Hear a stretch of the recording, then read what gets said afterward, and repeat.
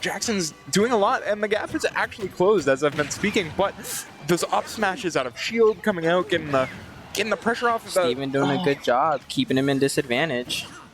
Yeah, absolutely beautiful play, but neither player getting very well there.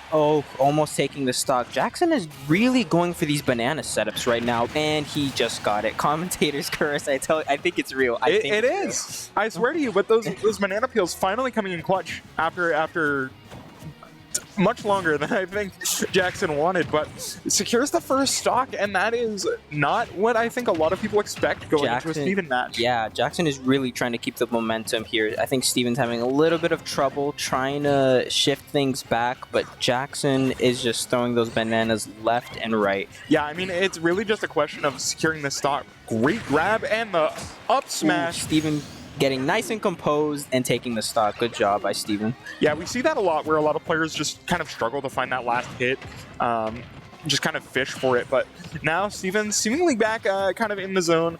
Percent gap is not very wide, but Diddy Kong with those banana peels can accrue some percent really, really fast.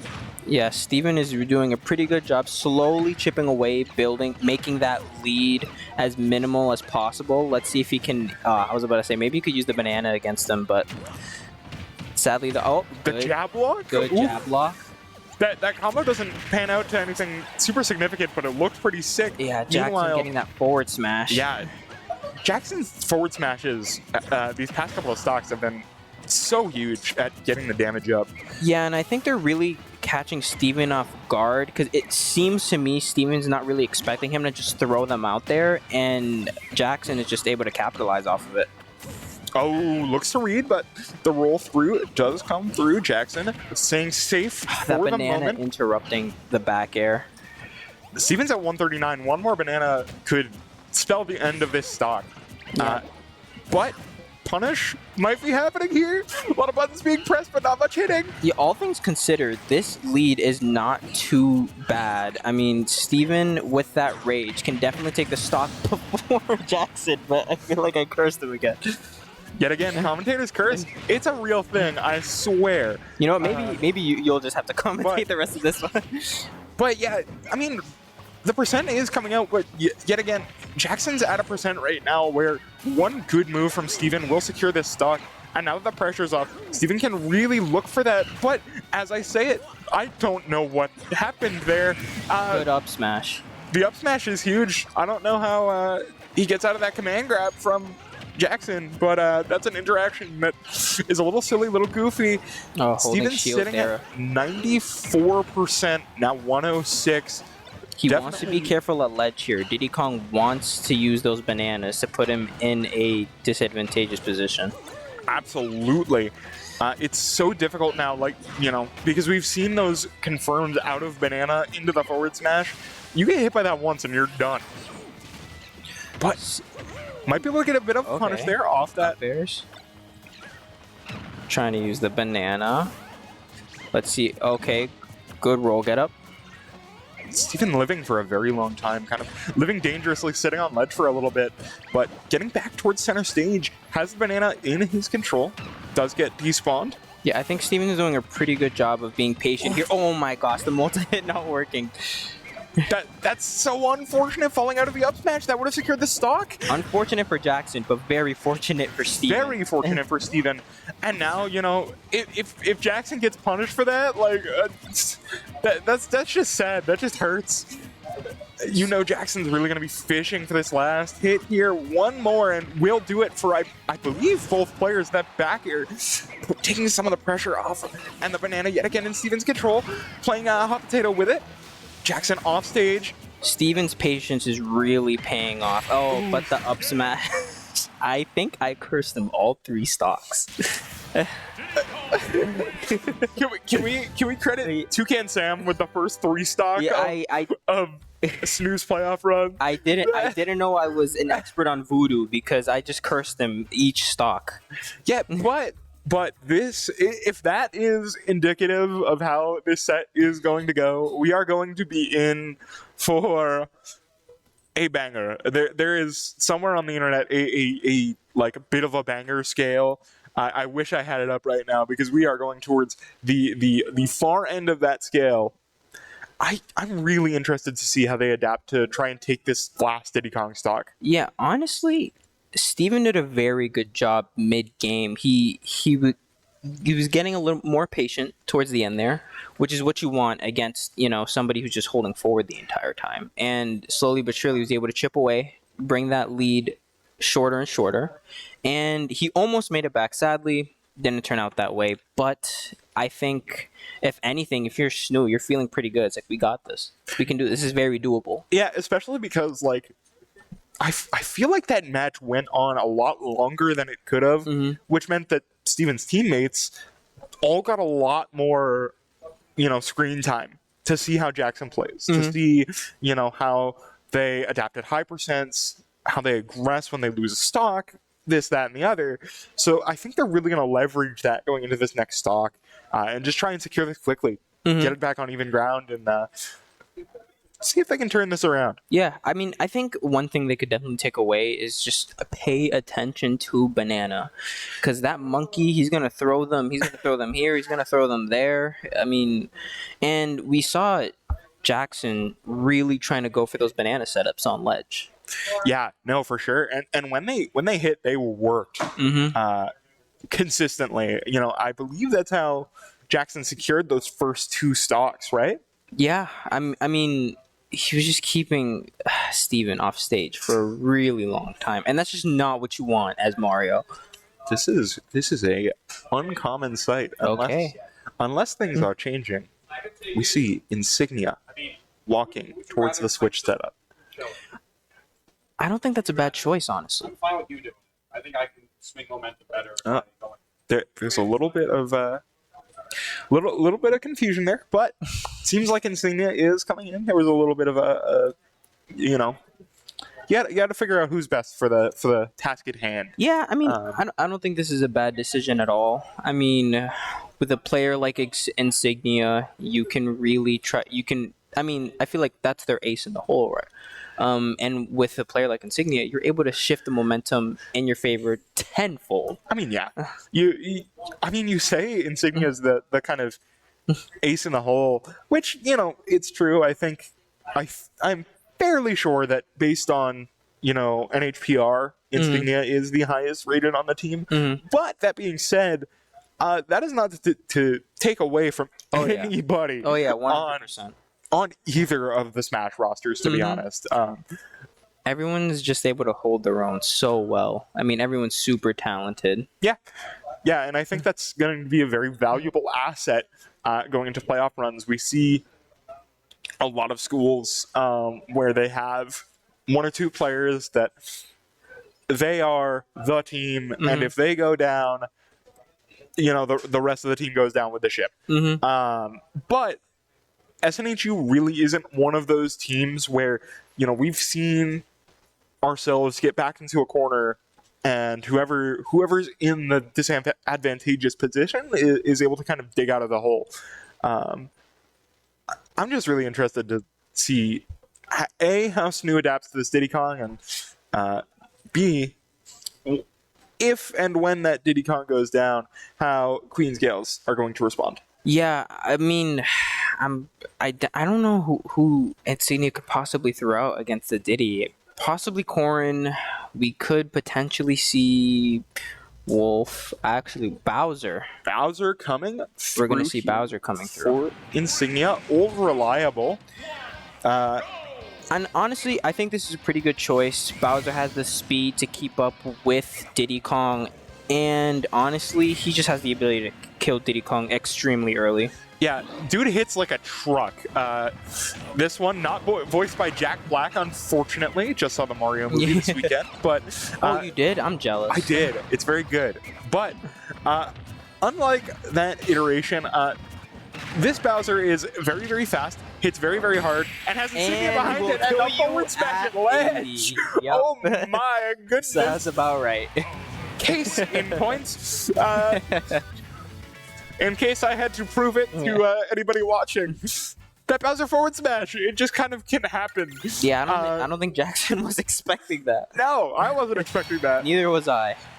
I don't think anybody was expecting that. That was But I mean, as we saw, that was pretty much the game plan you want to go for. Just kill him as quickly as possible, as early as possible. for sure.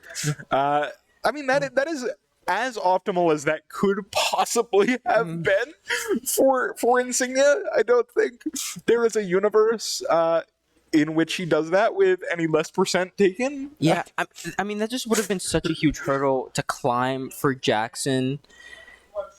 With a character like Bowser, he has the speed to keep up with you. Sure, you can try to zone him out with Banana, but Peanut isn't very reliable in the matchup. But that all right. Hold.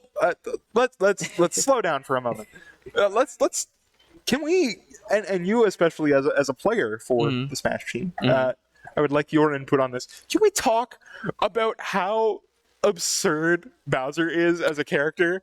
Why can he do half the things that he does? I don't know. He's got the good neutral beat. He's a tough guy. He's tough. He's heavy. He's heavy. He He's has fast. like a decent recovery. He's fast. He hits like a truck. Which, you know what I think is funny?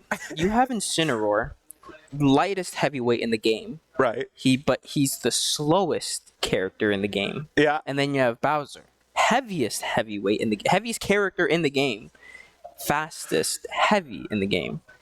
I mean, I feel like, I don't know, the lighter you are, the faster you should be, but sadly that's not the case. Yeah, that would sound logical, but maybe Incineroar is based off those like Hulk Hogan wrestlers. They don't move. They just whip out one punch and he does have everyone those else collapses. tiny legs. They're not very long. Yeah. You can't get some long strides with those. But then again, I don't think Bowser is running any 100-meter dashes anytime soon either. Honestly, I think I could see it. Dude's huge. I mean, he might be a turtle, but don't let him fool you. Difference is, bro's not running in any 100-meter dashes. He's just taking everybody else off the track. He looks, for sure. But laying them out flat like pancakes. Oh, for sure. But with that, that was a dominant performance by Insignia for about 20 seconds. How, if you're in the shoes of Queen's Gale Red, how do you respond to that? What are you looking to bring in? What are you looking to send in? If I'm them, honestly, I'm looking at Bowser and I'm thinking, what character do we have that can just combo the hell out of him? I mean, you want to send in a character that just doesn't give Bowser the chance to breathe. Once Bowser's in the air, he can't do anything. I mean, he's a sitting duck up there. So I'm curious what they're going to bring out. I would assume somebody who's going to close the gap quickly. Yeah, I mean, maybe something like a Falco there. Yeah. We've seen that character really dictate the pace. I wouldn't be surprised Game & Watch. I mean, I feel like Game & Watch just... I feel like we haven't seen a lot of Game & Watches recently, though. Yeah, I mean, that might be a little risky, hypothetically, just because he's so light. Yeah, I do not care. I want to see a 9 on cast get a No, I don't want to see a 9 on cast. Not against my teammates. Bro, you play hero. You have no room to speak. That's not the same because you see, I can't combo into say a critical hit. He can combo into a 9 though. Well, you know what that sounds like to me. What? That sounds like a skill issue. I agree. Whenever I kill somebody with a thwack at 30, I don't think, wow, I feel kind of bad because of RNG. I think he just got out. No, you just hit the input right. Yeah, no, I hit the frame perfect input. Yeah. It's secret tech that nobody knows about. Right. No, but we know about it. Yeah, no, we're not sharing. I gave you guys my secrets and we can't tell anybody, like at all. I want Smash to get one of those like fighting game input readers for like training mode, when you go into training mode in like a Street Fighter and you see literally every input you put in, you get a hero man in training mode and like their inputs are just constantly flowing. Next up is Ganon. That is, I think, the exact opposite of not what I was expecting. I don't think either of us was expecting that. No, absolutely not. I'm curious what their thought process here. I'm thinking, and this could be completely wrong. Okay. But I'm thinking that they're thinking we want to trade hits as much as possible. I feel like Ganon could match up in terms of kill power to Bowser. So they're possibly thinking, okay, if there's anybody who's going to be able to get rid of this Bowser as quickly as possible, it could be our Ganon. Maybe. Maybe. That sounds very charitable. Mhm. But I'm gonna let them cook. I am back here for a reason. Hey, I'm not good at this game. I'm back here just to sit, watch, point, and scream.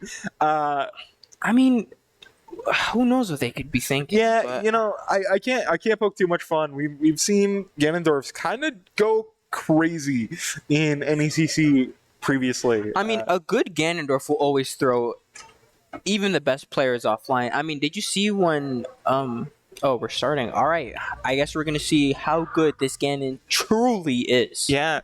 Golden Gaels red, SNHU blue, 9 stocks apiece, 2 heavyweights going in on Hollow Bastion. This is going to be interesting, to say the least.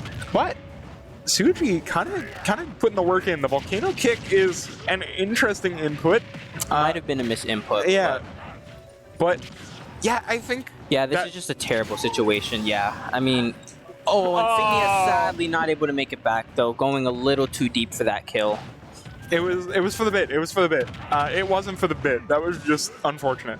But yeah, I think Bowser just has better options in general. The instant Ganon is off the ground, that's her stock. Yeah, Bowser has up B out of shield, and in terms of off stage, he's much more threatening to Ganon than Ganon is to Bowser. And as I say that again, I curse the match.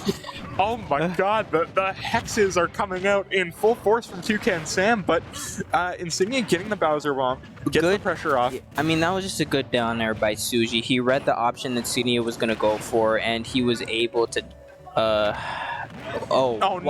no! Oh, that's just really unfortunate. Maybe Insignia getting a little overzealous off the Ganon pick, but that's. I'm questioning if I should belong up here at the moment. You know, I feel like I. Yeah, no, I think I'm. Look, to any school that wants to, get the odds ever in their favor or ever against them, I suppose. Just email SNHU and tell them have Toucan Sam commentate. Do you take bribes?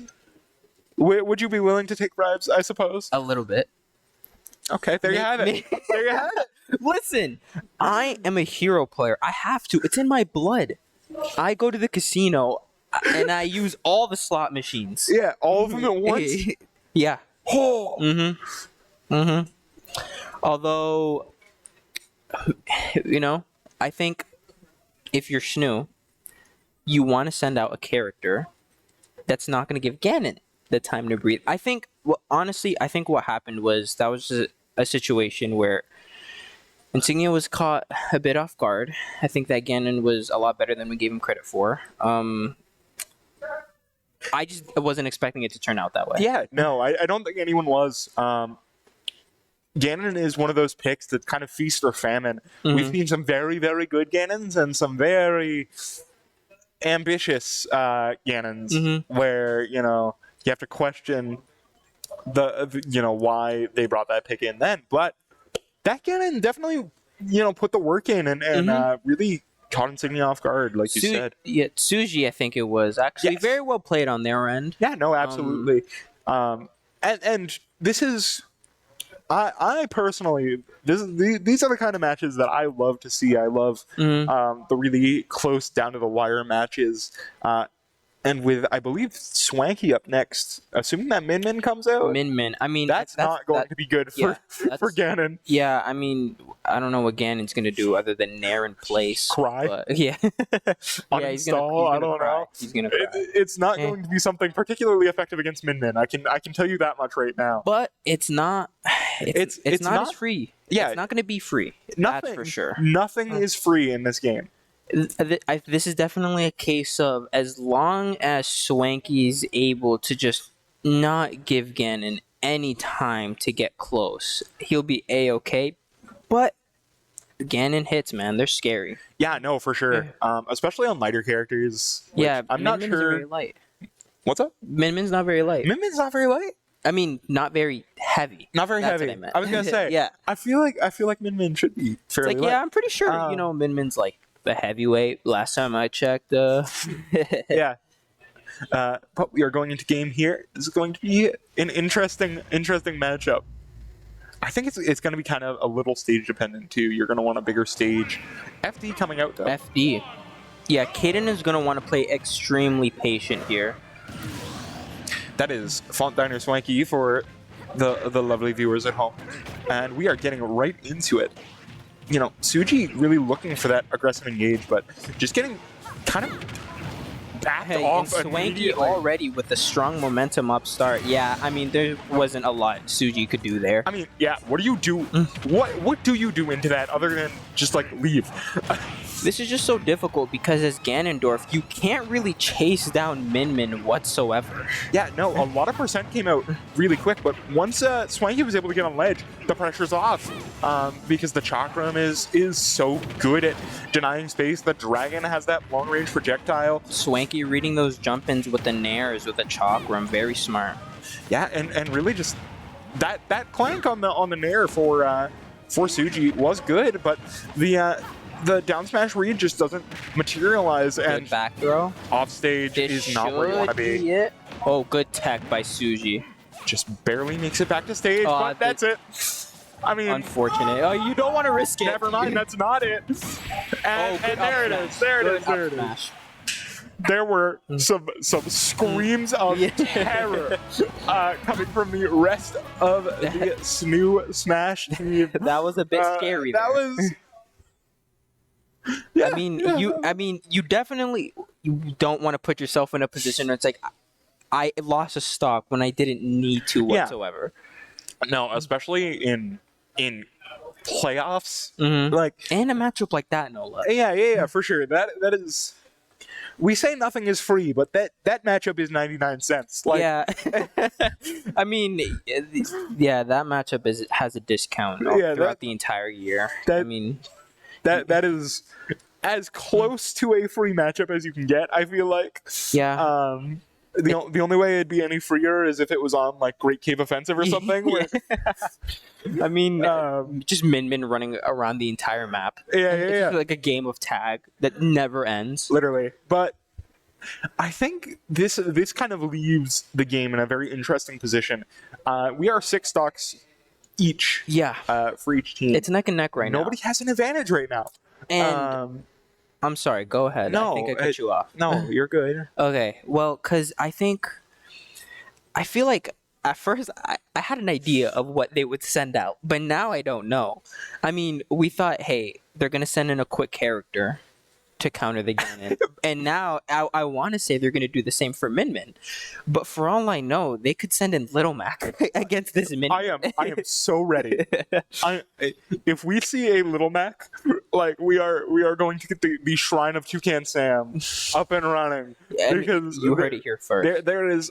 I will make that on my own if it comes down to it, because nobody should be getting enough that many caster curses and predictions in the second night on the job. Yeah, oh, I know. This is only my second time here. Yeah, getting the caster curse down is like an acquired thing.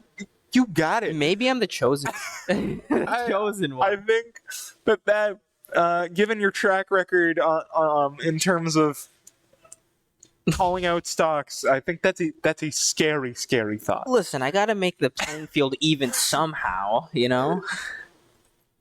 Well, if that's how you want to frame it, then go right ahead. I will not stop you. But Honestly, though, who do you think they could possibly send out? that is not. There's no way to know Yeah, now. Okay, we are going with, I'm assuming Shellix, the banjo player. Yeah, we have received word from the voices in our heads, aka production, that the Queen's Gaels are rolling out on the Banjo-Kazooie. Yet And- another not so common pick. Yes, not a very, and honestly, one of those characters where if you run into somebody who's very good with them, they're just gonna blow up in your face because Yeah, you're not gonna know what to For do. sure. So when I was at the high school invitational that we ran fairly recently, very, very good event, very fun event, there was this banjo player at one of the local high schools, and I had never seen a sick banjo player before. Really? That banjo player was sick. Oh yeah, no. A good banjo players are always extremely entertaining to watch. I played against Shellex. It was painful, but he's a very strong player. He's extremely good, and honestly, I'm curious to see how Swanky is going to react to this because I don't think he has any banjo experience. I think most people don't. Yeah. Myself included. I think I've seen more banjo players than just about anybody else in this building, potentially. But you were right, Shellex coming out. Yeah, on I banjo. mean, I think on the bright side, though, if you're Caden, you want to think about side B and that you can grab him out of it. Yep, we saw it there. And now that Banjo is off stage, Good job the keeping pressure's him at on. disadvantage. Oh, yeah. Caden not giving him a chance to breathe. Absolutely not. The Dragon coming in so clutch and not much percentage being accrued. Swanky played that first stock so well. Shellex playing a little more aggressive here. He knows he has to close the gap on Min Min. He cannot afford. And yeah, that was just a good forward. Beautiful response. Yeah, beautiful response by Shellex. Yes, setting that up perfectly and getting the follow through. This game is incredibly even. So scary off stage for Swanky just because of the amount of projectiles that Shellex has at their disposal. But Shellex already going with these grenade egg setups into that side B. Yeah, okay, good banjo players with grenade are actually like some of the sickest players in this game, legitimately. Yeah, and if you've never seen it before, you're not exactly sure how to react. But this is Swanky's chance to make a counter play. He has no more Wonder Ring to rely on. Yeah, that's the major move for Shellex. Oh goodness, I don't know Good what's kill happening, off stage. but now all the feathers back up. And that was a really good example of if Shellex still had Wonder Ring, he could have had an extra recovery option, but he was just a sitting duck out there. Absolutely, that could be. This is a little scary for Shellex, but able to get back on stage. The Wonder Ring coming out. I think Shellex is getting a little too hasty with those side Bs. Yeah, you only have such a limited number of them. Only 2 left, and if you're hit off stage, that's going to get rid of another one. Caden whiffing the grab. Yep. Swanky just playing this very safe. But Shellex, good down throw into up tilt. Yeah, the thing is now the percent lead is not very high for Swanky, but Shellex with only 2 Wonder Wings remaining means that their recovery options are going to be fairly limited going forwards. Yeah, Caden wants to keep Banjo off stage. Sadly, that invincibility definitely helping him through it. Yep. Went through the arm. Only one more. You have to figure you can't really use this last Wonder Wing aggressively for Shellex. Gonna have to play this a little bit more passively, which I think might favor Swanky. Yeah, I think if you're Caden, honestly, I think your best bet is to try to bait out the last Wonder Ring, but it doesn't matter. The Megawatt taking the stock. Great kill by Swanky. Honestly, great performance all around. And now we are 4-3. SNHU up 1 stock with the Gaels having 1 player left. This is down to the wire. I think if you're Caden, you are feeling extremely good right now. Yeah, I mean, even if you're able to, if you're Swanky, right? Let's say you get 1 stock in this next game, and you go down. I mean, that's more than enough. That's all you need. Paid your dues, my friend. Absolutely. You contributed. And I'm curious to see who they could have last. I honestly thought they would try to anchor Shellex, but it seems now that Shellex is out of the picture, I think we could see the Game & Watch. Potentially. Do they have a Game & Watch? I think so. Okay. I'm pretty confident. I think because I played against them. I'm pretty sure they had a Game & Watch. Got it. Well, we shall wait and see, because honestly, at this point, I'm done predicting. Yeah, no, I'm done predicting too, man. There are... We have been thrown curveball after curveball after curveball, and quite frankly, I'm sick and tired of it. So I'm just going to sit here and enjoy the ride alongside you all. Dude, yeah, I mean, honestly, to the viewers out there, we know just as much as you at this point. No, this is pure chaos, and that's exactly how I like my Smash games. I wouldn't have it any other way. This is the best start to playoffs I think we could possibly have. Yeah. It is worth noting, from what I have been told, and you may correct me if I'm wrong, but I believe that these brackets are double elimination. So I don't know, actually. you don't know actually. Yeah, I wish I knew. Okay. I am So- sorry. My most recent intelligence, yes, it is Okay, double so elimination. it is double elimination. So, as we go forward, we might see some familiar faces kind of rear their not so ugly heads, because collegiate esports is a beautiful community. Yeah. I mean, every player in the league is just so talented. I mean, that's Yeah. why they're on the team. Right. Yeah. That's, dude. I love collegiate. I just love collegiate so much. It's fun. It gives there's such a unique atmosphere to it, and I think like playoffs in collegiate are really, they're so different from anything else in esports. And we're seeing it right here. Going to game, we have the Ike coming out The Ike coming out. from Alphone. This is going to be interesting. I mean, neither of them are particularly fast characters, but they also have pretty good range. I think either character has the potential to blow each other up. Yeah, for sure. Like we said, you got to think Swanky's just looking to take one. But obviously any extra credit is good. And I think in this matchup in particular, either player is definitely going to try and go for an offstage kill. Just both of these characters just have such terrible recoveries. I mean, Ike's is a little better in comparison, in my opinion. Yeah, they're still not great. Just very, very slow match. Both players looking for an opportunity. Now Swanky's starting doing to a good advance, job picking up the momentum here. but now not able to punish that recovery. Gets grabbed for it. Not much damage coming out, but it certainly is something. 43 is, it's starting to climb up there. Meanwhile, Alphome at 86. Yes, Swanky's just trying to keep his distance, and it's extremely understandable because Ike just hits so hard and just has that range to boot. This is scary though. At ledge, very much not where you want to be into this Ike. Off stage, not a hits good so spot if you're hard. min-min.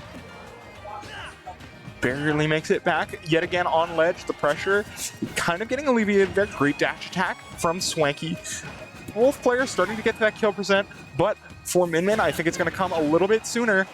Oh, just barely doesn't reach unfortunate. ledge. Yeah, I think the end lag of his forward air killed him there. Yeah, that's unfortunate, and we are down to a literal 3 stock. Yeah, 3 stocks The to 3 3 stocks. stocks. This is a close one, man. Yeah, no, this is as close can be. This is a nail biter. Yeah, like I said, I wouldn't have it any other way. I know as a player, like, these are not the situations you want to be in, but as a commentator, as a spectator, as a spectator with a microphone, these matches are just the best, man. Yeah, I mean, when you have such close matches, that's what gets people in the seats. That's what people want to see. And I mean, I think it really highlights the talent of this community.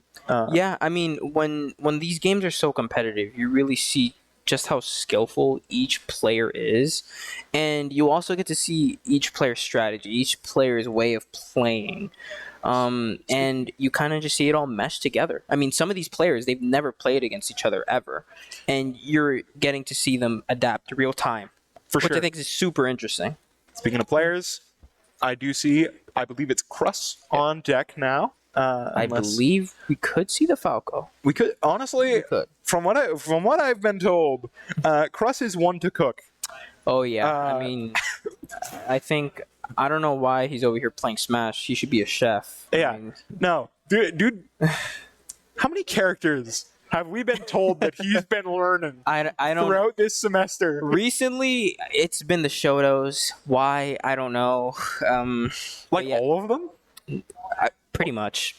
I mean, I've played against his Kazuya. I've played against his Ryu. I've played against his Ken. I played against his Terry.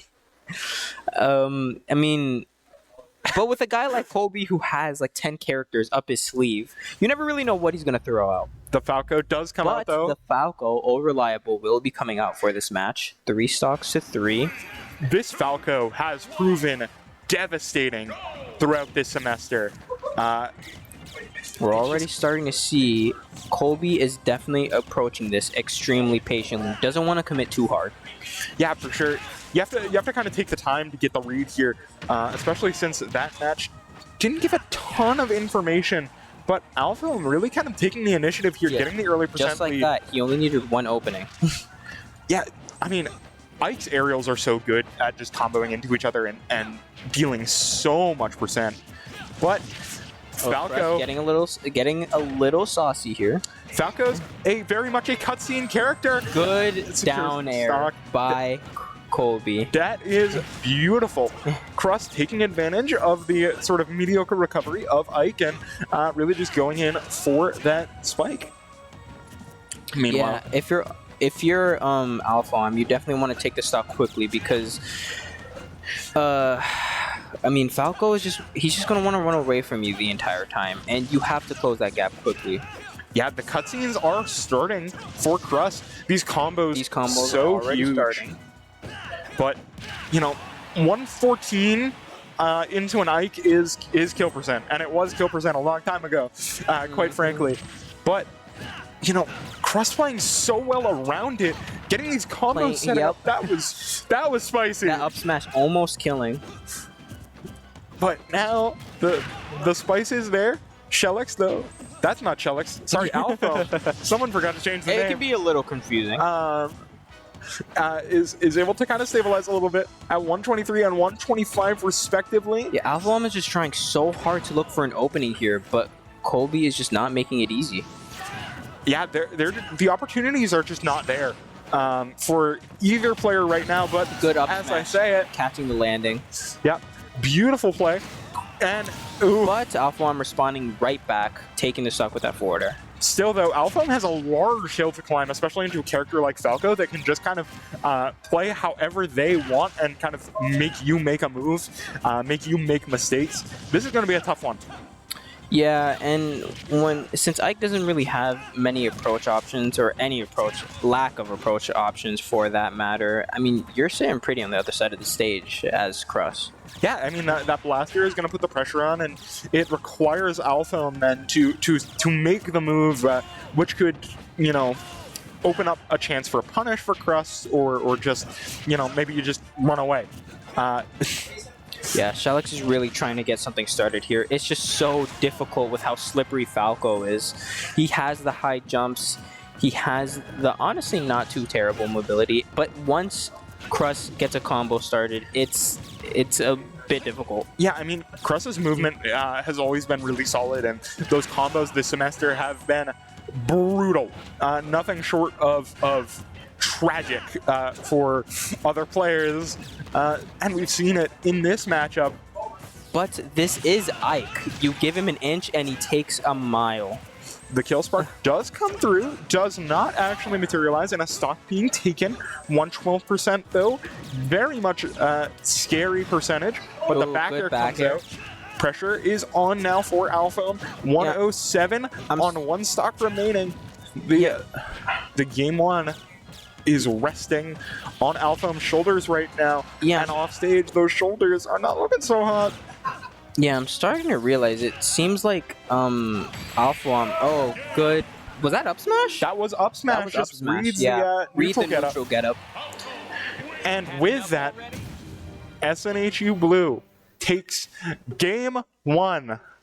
Yeah, I mean, I think what I noticed there was every time Alpha One was off stage, he seemed to side B, so he would land on top of the platform on PS2. I think if you're blue, you really want to take note of that next time you run into him, because you can get a punish off of it. Yeah, those predictable recovery options really are just they're not good in the most blunt way possible. These players will catch that. And Ike's recovery being so linear, it doesn't make it any easier. For sure. But hey, SNHU taking game one. SNHU does take game one, but this is a best of 3 set. Mm-hmm. Not best of 5, best of 3. Mhm. Just got to get it through my own head so that I don't forget later on. Yeah, it's going to be interesting to see how Queen's Gaels respond to that first game. Very down to the wire, so this set could go either way, legitimately. Yeah, I mean, if you're Queensgale, do you want to stick with your order and try to think, okay, we'll just adapt to what they did last time and stick with our guns? Or do you want to try and throw SNHU off and mix up your order of who you send in? I mean, I feel like, I assume it's the coaches that dictate who goes in when. Oh, yeah. Yeah. I assume both Duffy and the coach for Queen's Gaels Red are just playing like 3 levels of reverse psychology where it's like, well, if I send in Steven and you send in Diddy Kong, then you have a slight advantage because you're so slippery. But because I know that you're going to want to send in Diddy Kong first, I'm not going to send in Steven. But because you know that I know. It's like a game of smash chess. Literally. And it's just, I don't got the brain for that. I'm an art major. I'm not smart enough for those tactics. You also like art? I love art, dude. I'm a game art major. Really? Yeah, can't you see from the look in my eyes? No, I thought you were going to say from your hat. I was like, what does your hat say? No, it's I got this nice sunny breezy be happy hat. Beach happy or peach? No, that's beach. That's a beach. I like it. Yeah, I like it. Well, I figured, it's the end of the semester. For a brief fleeting moment, it was warming up. Now it's cooling off a little bit, but the vibes are still immaculate. Yeah, and just like the vibes in here. I mean, SNHU's feeling great. I mean, the vibes in here are always good. Mm-hmm. If you ever want to come down, we are closed for open hours this week because we want everybody to be studying, working on those finals. But normally during normal school hours, we do have open hours, of course. And speaking of finals, I'm hoping my bros over here on the SNHU blue team make it to the finals.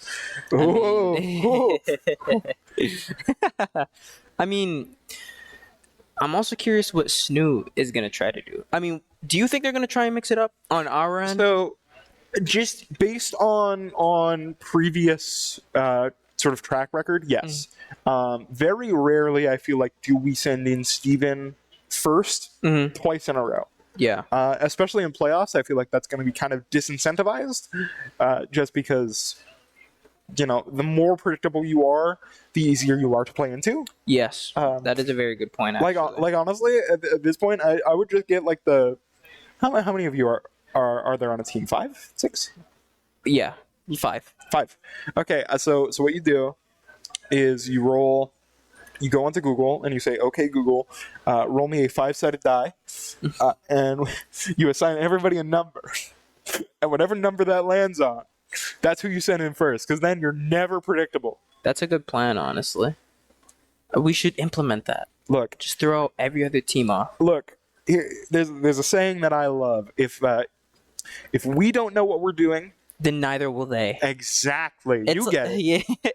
I mean, it's like when I play hero and I top deck. Yeah. How can my opponent react to me if I don't even know what I'm doing? Exactly. If I don't know what I'm gonna get, how do they know what I'm gonna get? But Insignia's hi, Insignia. staring. Yeah, Insignia's giving us the stink eye right now. That is the stinkiest stink eye I've seen in a long time. No, that's not the stink eye. That's the light skin stare. Ooh. Okay, he's gone now. Yeah. I think Insignia? Possibly he could be going up first. Insignia looks to be going up first. After unless he just likes to hang out in there. Staring into my soul. That was an experience that just happened. I'm kind of upset that did not get caught by the camera. I know. Because that was a good stink eye. Mm-hmm. I think he's getting his game face on for our opponents. I'm sure if they saw that, they would tremble. Their timbers would be shivering. Is that what you call it? Yeah. Consider their timbers shivered. You love the pirate analogy over here? That's the only one I know. But yo ho, near the hooks I'll never go. And near Insignia, I would not want to be starting off this matchup. Insignia. I'm curious if he's going to bring out the Bowser. I mean, Insignia's He has so many characters to choose from. No, I've been a player, not for Smash, for Overwatch, but I've been a player.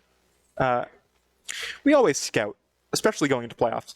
I would hate trying to prep for a match against SNHU Blue because they might as well be a different team every time you play them. The consistency is Stevens, Mario is good. Swanky's, Min, also good. Everything else, question mark. Yeah. And kind of like what you said about, there possibly being a kind of desire to switch things up in order to not be as predictable. It's kind of like Overwatch, right? I mean, you'd know better than I, but like in Overwatch, if you are in a deficit, well, I'll finish up my thought later. Yeah, but we are starting off with the Ganondorf. The Ganondorf. I will not make jokes. I made jokes once. Yeah, I know, and we paid for it. And they backfired. Yeah, they backfired. This is a rematch, right? Yes, it is a rematch. And I think in this rematch, Insignia could be trying to even the score with the Bowser or bring out a new character. Yeah, I mean, Insignia can just play kind of whatever he wants, honestly. The Bowser, the Corrin, both good options. I'm pretty sure he has other characters in the back pocket, too. Yeah, I mean, if he wants to switch it up, I could definitely see the Corrin coming out. Corrin just has the disjoints. Yeah. Has the... I mean, we've seen Insignia's Corrin before. That spacing, immaculate. Those side Bs, they're not to be messed with. They hurt. Yeah. I mean, that thing is like a syringe. You see how long that thing goes? You know what it kind of reminds me of? Yeah, but that's a syringe, but there's no little prick. That's... Yeah, I mean, that one's like gonna sting for days. It's like a giant javelin. It just goes through you.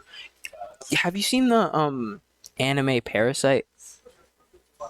No. No, you have? Okay, well, in the anime, they get infected by a parasite, but it's like an alien, and they can like change their anatomy or whatever. They can like stab people, so it's kind of like Corrin's thing. But we are seeing the Bowser. I think Insignia wants that run back. Yeah, this is an honest run it back matchup. 12 stocks v 12 stocks. And immediately... And Suji is saying, bring the heat. I am ready. Yeah, no. Oh my gosh. He is not making this easy. Absolutely not. Just barely able to make it back to ledge. And these... Okay, these side Bs are coming out. Those techs are not easy to hit on Wi-Fi. Suji taking the first stop. Yeah, Suji just gets it early. Hopefully Insignia really is going to have a second to breathe with those invincibility frames and kind of get the pressure off. Seems to be what's happening now. Have to be very, very careful. Ooh, almost had a Pokemon Stadium 2 moment, but able to make it back to stage is Suji. Now on the bright side, though, because this is Ganondorf, even if you have the lead, it's never truly a lead, and the lead just got bigger in Suji's favor. Yeah, I mean, that was a nice parry, but does not stop the spike coming out from Suji. This player is good. I mean, Suji's just playing super well right now. Yep. Great roll through on the tech. And now, Insignia playing a little bit more careful around these command grabs. Getting the techs a little bit more consistently. Insignia has to get a stock here. Desperately. Yeah, almost getting it there. This is a very good time to edge guard Ganondorf. Honestly, though, if you're Insignia, you gotta be a little bit scared of trying to edge guard. Yeah, I mean, I agree. I mean, this dude is a monster. Bro's been taking notes from new Ganondorf in Tears of the Kingdom or something, because this is cooking on a level that I have not seen from another Ganondorf before. Getting that back air. Yeah, wow. that's I mean, yeah. He played amazing. Yeah, that is an unexpected pick and definitely an unexpected pick to put in work. That's Ganondorf you don't see very often. And when you do see it, they're usually not. I don't want to disparage anybody, but usually Ganon is not the best pick. Generally. Just because, he's so slow, has so much lag. Half his moves are literally just unusable. Like, bro has no up tilt. Yeah. Mhm. Like it is bound, but it might as well not be. I mean, we got to give credit to Suji, though. He was getting those side Bs left and right. Oh, And absolutely. it, as we just saw, it completely caught Insignia off guard. You were talking about parasites. Yeah. There was like a parasite in Yeah, Insignia's I think there was a parasite. getting the read directly to the frontal cortex. Yeah. I mean, I wasn't expecting that. I'll be honest. I think most people, when they see a Ganondorf walk into a crew battles lobby, don't have the highest of expectations just based on prior experience. But this is Smash Ultimate. Anything could happen. Yeah, no. And this is proof of that. Right. This is not like other games, Melee, where some characters are just so fundamentally broken and awful that you cannot play them. Like, we've seen Kirby's in crew battles get some sense of success. We've seen Little Max go crazy. Whereas, like, if you tried to play Kirby in Melee, you might as well be throwing. Unless in the very specific scenario when you're playing into Falco and get the copy ability immediately. Because, like, your throws just don't exist. Like, but this is not that game. Yeah. This is a better game. Yeah. I'm gonna be controversial. This is a better game than Melee. I would agree with you on that. I've never touched Melee. But yeah, so this Ganondorf can definitely put in work. Steven, though, coming in with the Mario, that might be the answer they needed, and especially on Battlefield where you got those platforms to work with, these combos could be something else. Yeah, I definitely like the implementation of platforms here because I don't think Ganondorf is going to be able to use them as much, and as I say that, Suji is able to use them very well. Suji yet again going for that volcano kick, looking to read the long roll from ledge, but does not come through. Steven loves these spikes off stage. That combo, really devastating if you're not ready for it, but Suji was. All right, but Steven this combo is getting those ladder combos on deck. Yeah. But the down air coming through. We are playing a game of shoots and ladders. We are reverting back from Smash Brothers Ultimate, and we are just climbing. Just kind of sitting on lead for a little while there. The spike does not come through. Great air dodge from Suji, but this back throw gonna put in a lot of work, especially with Flood and Fireballs that just barely doesn't secure the stock. Wow, yeah. Oh, Suji taking the first stock. Yeah, Suji is putting on a show right now, getting that forward air out of nowhere. That's a lot quicker than I thought it was. The up smash gets the pressure off, and wait a minute. Steven trying really hard to keep Suji off stage here. That may have saved Suji, I think. Man, Suji is so good at those side B down airs. Yeah. I've never seen that before from a Ganondorf. Yeah, I mean, they're not, especially on Wi-Fi, they're such a deadly tool. But now, off stage is not where you want to be if you're Suji. Just barely able to make it back to stage. I don't think I've ever seen a Ganon make it back to stage this often from that far away from stage. Yeah, and Steven is trying really hard to play it careful here because he knows one good hit with this enraged Ganondorf could be the end for him. Oh, absolutely. He's trying to read that second side B. Does not come through. Yeah, he tried to read the roll away. Steven finally gets the up smash, takes the stock. At 112, a little scary, but Steven has been able to take stocks very, very quickly in previous sets. And these ladder combos, if they're able to come through, ooh, my goodness. Got that down air, taking the stock. Absolutely. Great play from Suji there, kind of not collapsing under the pressure there and just knowing what they needed to get. But the drop, unfortunate. The drop is unfortunate, but Steven is still keeping the pressure on despite everything. As I say it, Suji is just playing this so well. Yeah, I think that was good awareness though on Steven's part. I think he read that Suji was going to try to go for that down air after the side B, and he rolled away. Yeah, for sure. That Flood, a little scary to play into as Ganon, just barely able to make it back to stage yet again. Gets the positioning for the roll read, but does not go for a punish. And reading the jump with the up smash. That's not how you want that to go. Suddenly, Golden Gales red with a 5-stock lead out of nowhere. Oh yeah. I think the Triforce of Power is coming through strong with this Indeed. one. Indeed. This. Imagine how much stronger this Ganondorf would be if it was voiced by Matt Mercer. Who is that? I'm gonna pretend I didn't hear that. Who is that? All right. Who is that? Is You that, know, is that I'm assuming a voice actor of some sort. Yeah, you know Chrom. Uh-huh. You know Cassidy in Overwatch. Wait, the voice actor for Cassidy voice acts Chrom in Smash Ultimate? You know You're lying. you ever play Persona 5? No. Okay. He's in that game.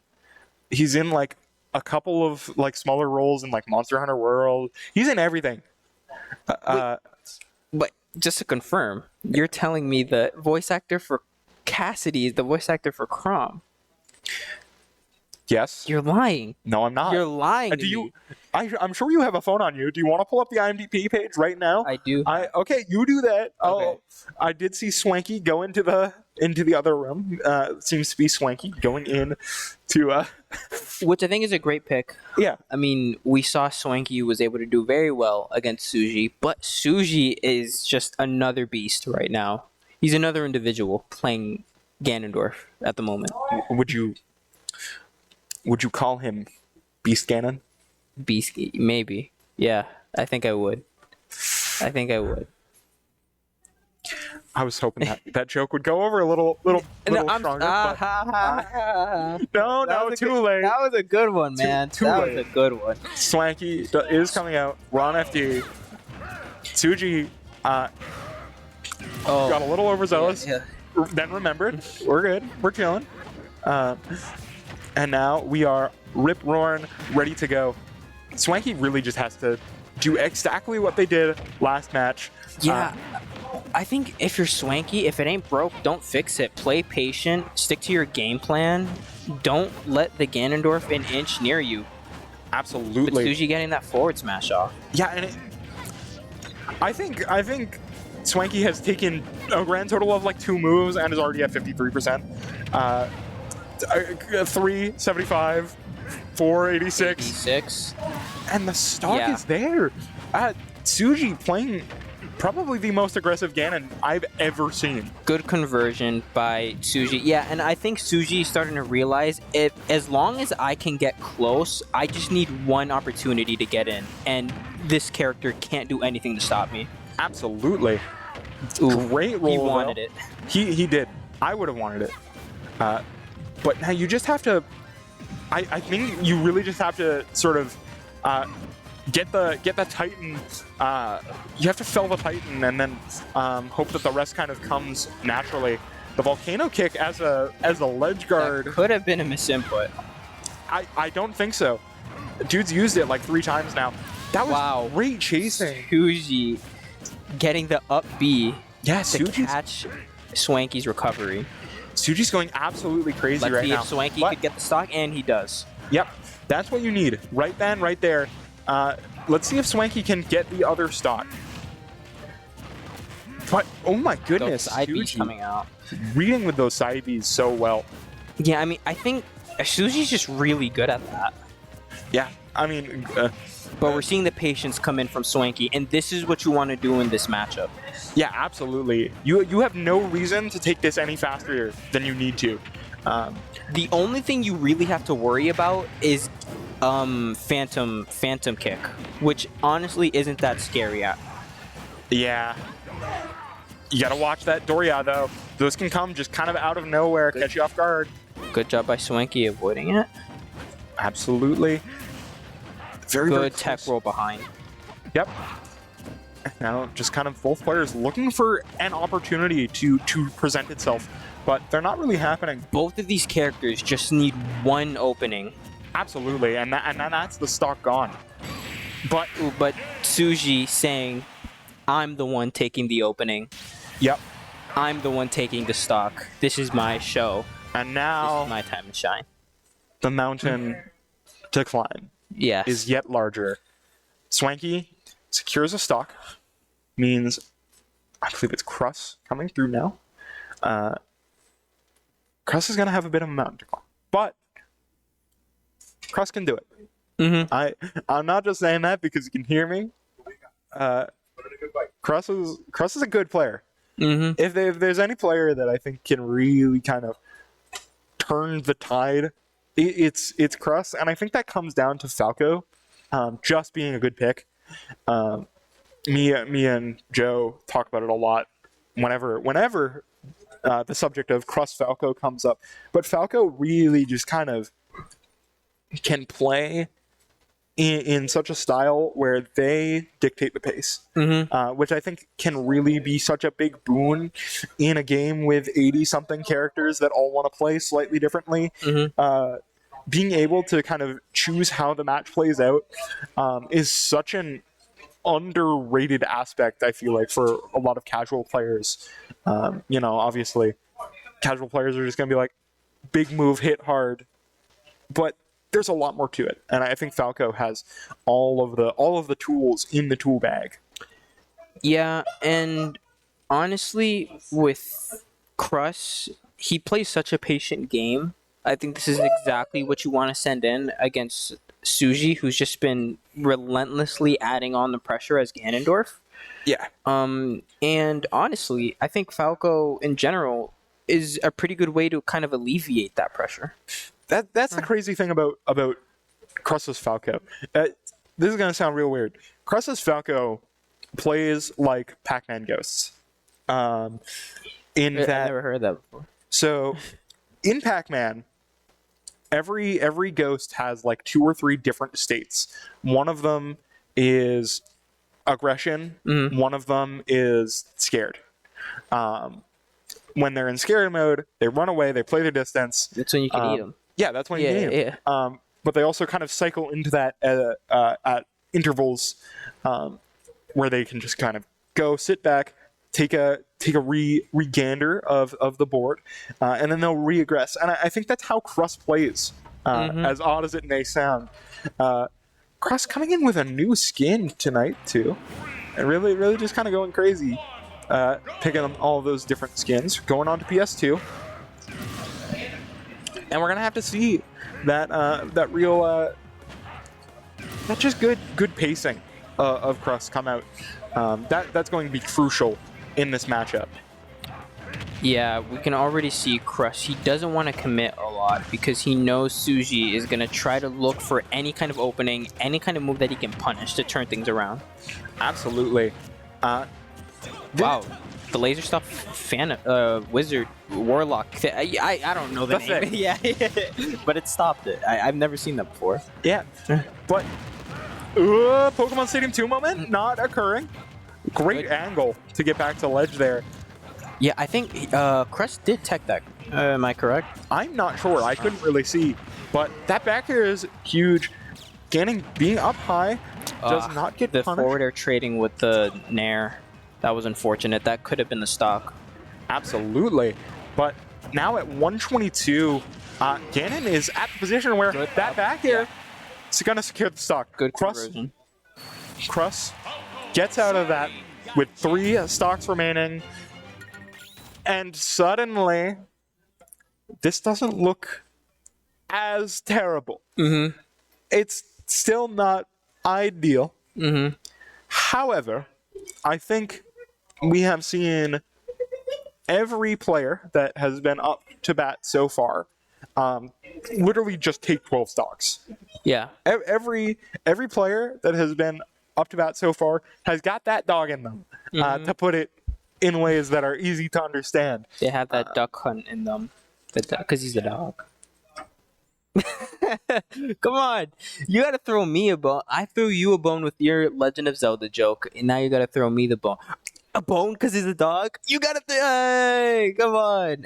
I'm here all night, folks. I'm Indeed you are. By night. Hi. Hey. Did you hear my joke? Oh. Oh, I thought you heard my joke. I'm sad. But that is our special guest cameo appearance by Kresnik Overwatch. The goat of Overwatch. Don't tell him that. He'll get mad at you for saying that. Really? No. Okay, maybe I won't say it then. No, but Hashtag not my go. Dang. Just kidding. Love you, Chris. But that is not the game that we are playing right now. Overwatch is for Thursdays. Now, Cruss has started the climb. Yeah, and honestly, you've gotten, at least so far, the biggest obstacle out of the way. Yeah. Really, I think even if SNHU ends up losing this round, you have to take away what went wrong and how can we change that next round. Absolutely. You're 100% on the mark there. The interesting thing about tonight is I believe we do have a double header because it is playoffs. So it's going to be a long night. And I assume, if you're Cruss, you want to get this game over with right now. Just kind of get it out of the way. Yeah, I mean, that's one of the difficult things when you're competing. It's just there can be so much mental strain. And absolutely. If the games go on too long, it can seriously take a toll on the player's kind of mentality. Yeah, I mean, look, I'm not a Valorant player. I will never claim to be a Valorant player. But I did see some of those games a few semesters back where they were going 20, 30 rounds, like 10, 15 rounds deep into overtime at like 12 in the morning. And like, we talked to them after that because that's just such a crazy thing. And they just feel so not good after that. But Cruss, going into the Ike here, Alfoam was also a very, very solid player when we saw them last game. We're going to have to see if that really translates here. I'm curious as to their thought process as to sending Alphawarm, because we did see last round Cruss did fairly well against Alphawarm. However, I think I'm starting to see a pattern of them sending in players who have already played our SNHU players, if that makes sense. Yeah. Like, for example, they sent in Ganondorf for Insignia, and now they're sending in Alphawarm for Cruss. I think they really have faith in their players to adapt and kind of get those runbacks against SNHU. Absolutely. But Cruss, though, with a very early percent lead, and that back air might mean a stock lead. Now, the side B is able to hit for Alphawarm, and the up B gets the pressure off. Cruss at 77, 86 now. That's a very scary percentage to be in with an Ike on the field, but at the same time, 116. Not ideal for Ike either. Good, especially forward air. Punishing that whiffed grab. Yeah, especially, Falco has those range tools that Ike has quite literally zero answer to.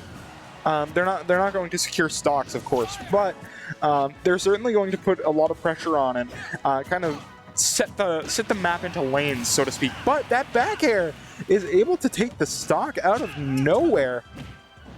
I did not expect that one bit. Yeah, I mean, Cruss is doing such a good job. Again, he's sticking to the game plan. He's playing extremely patiently, and he just took the stock. Good back here by Cruss. Very quick answer by Cruss.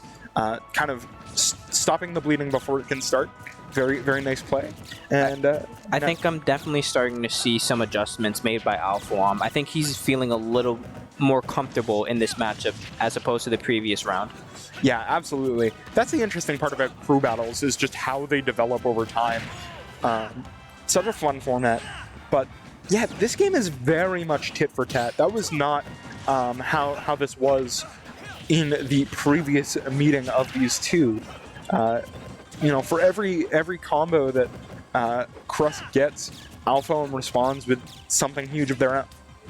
Yeah, Cruss getting these combos started, but it doesn't seem like they're, paying off that well, because Alphawarm just able to get 1 to 2 hits in and do just as much damage. Yeah, that's the thing about those heavy characters. They hurt. I mean, we say it once, we'll say it again. They hurt like nothing else in this game. But Cruss doing so well at keeping the pressure up, playing this slow, dictating the pace of the match. And now Alphawarm is at 136, Cruss at 83. Very scary percents for both players, but Crust is going to be looking really to just kind of secure the stock, but the dash attack comes out from Alpha and secures the stock out of nowhere yet again. But Ooh, great immediate response by Crust. from Crust. Yeah. This Okay, is getting a little combo started. yeah. Forward airs into up tilt, up air, Ooh. up air, back air. That was pretty. Somebody's cooking. Wow. And he's cooking yet more. He put on the chef hat.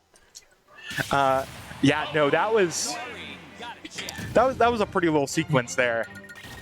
For sure. Great combo. Crust sitting pretty with 1 stock remaining. I believe 6 stocks left for Queen's Gaels. 6 or 7. I'm pretty sure it's 6. Pretty sure. No, it's 6. It's 6. You're right. All right. I'm wrong. Math time with Palsy. Yeah. If each player has 3 stocks and a player just went down, lost their last stock, does that make a 7 stock game possible? I'll wait. It's okay. You know what? I think it does. I think so. You think so? Yeah, I think so. You really think so? I don't believe you. You don't believe me? Why is that? I think you're gaslighting me. Gaslighting you? Why would I do that? You've already done enough caster cursing. You know, maybe you're starting to curse the other caster. Really, I'm gonna curse you into getting everything wrong. Yeah, just take the phrase to a whole new meaning while you're here. Why don't you? Curse the players and my partner. Yeah, but well, I mean, how are you feeling though for SNHU? I mean, I don't know how to phrase it, right? Because it's not over. Yeah. Right. No, it's not. It's not over at all. But this is as least ideal as it could be right now for SNHU. You'd definitely like a couple more stocks in your back pocket. If it was 3 stocks to 6 stocks, we'd be having a different conversation right now. But it's 1 stock to 6 stocks. That is math time with Palsy. 6 times more stocks. That's a lot more to work with. Yeah, but like at the same time, while it is a bit of a tough pill to swallow in the moment, you have to look at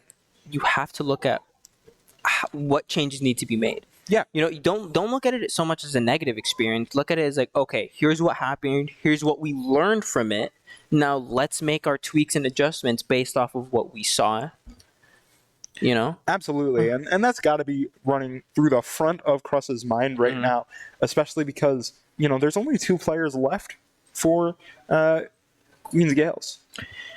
And honestly, I mean, despite Suji making such a huge run for the opposing team there, you have to look at it in the bright side. I mean, like on the bright side, hey, you have a ton of experience with him now. Right. Yeah, for sure.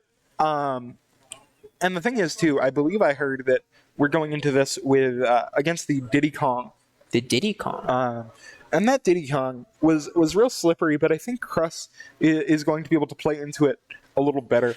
Has those tools to slow a game down a lot more than, say, Mario does. Yeah, from what I know from being a good friend of Crust, he's not too big of a fan of Diddy Kong. Who is?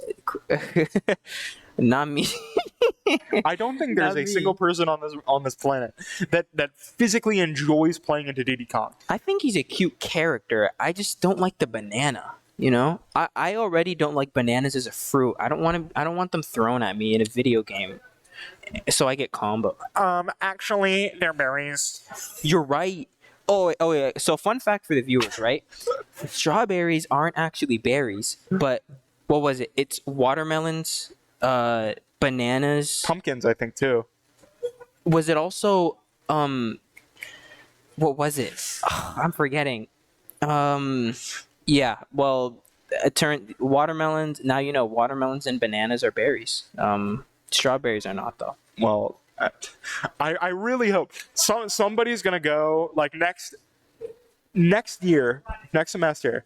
when someone's going to go down to the pub and they're going to be running a trivia night, and that's going to be the trivia question, and they're going to think back and they're going to be like, oh, thank goodness I tuned in to the NECC Super Smash Bros. Ultimate Playoff Stream 1 from SNHU Esports.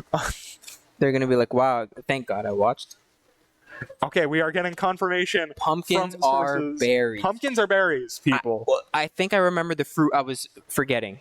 Yeah. Tomatoes. I think it's tomatoes are also berries, right? I think or no, it was avocados. Yeah, I was Yes, avocados are berries, guys. Can you believe that? We're having a great time Yeah, here. no, we're having a great time. Okay, we're getting into it now. A lot of fruit and berry talk, But back to fruit, there is a certain character here on the screen that loves to use them as weapons. yeah, indeed, sure. That's gonna be our segue. Let's go. Perfect segue. Crust sitting pretty on one stock. Jackson kind of put in work last time they were up at bat, but Yeah, we're gonna have to see how this comes through. Have to play very careful around this banana. Yeah, I'm honestly not too knowledgeable on either of these characters, but I do know both of them just have overall fairly good mobility in the air. So I think it's really going to come down to who plays neutral better. Yeah, this is Crust getting the chef hat on for a second there, getting the combo ready, but just falls out of it. Now Jackson with the banana in hand. Crust being a little hasty with that reflect, you want to be careful, otherwise Jackson is going to be able to punish you for it. Yep. Almost punishes that recovery, but not quite able to make it to Good back air, but the back air is taking the stock. Crust at 76%, a little higher than he'd like to be at this point, but not insurmountable whatsoever. Crust can kill very quickly, especially with that down air spike off stage. Just have Jackson to... isn't going to make it easy for us. Hero, though. Absolutely not. The banana, though, on the field is under Crust's control. Oh. The up smash. Scary up smash through. by Jackson. Absolutely scary, but does not secure the kill. Almost went for it again, but thankfully that down air traded. Yep. And these bananas, so tricky to play around. Denies so much face on the battlefield. It's just so difficult. And with Jackson having an extra stock, and with Crust being at such a high percent, you can just kind of play at a very slow pace, wait for Crust to make a mistake, capitalize, and then take the game. You can definitely tell. I think Jackson is getting a little antsy for the kill here as Crust is slowly building the momentum up. Absolutely. The back airs, they're hitting, but they're not hitting in the sweet spot. That's a little scary for Jackson. Yep. Not able to punish off the ledge. You have to be very scared, because one hit, and it's over for Crust. But the punish coming through here.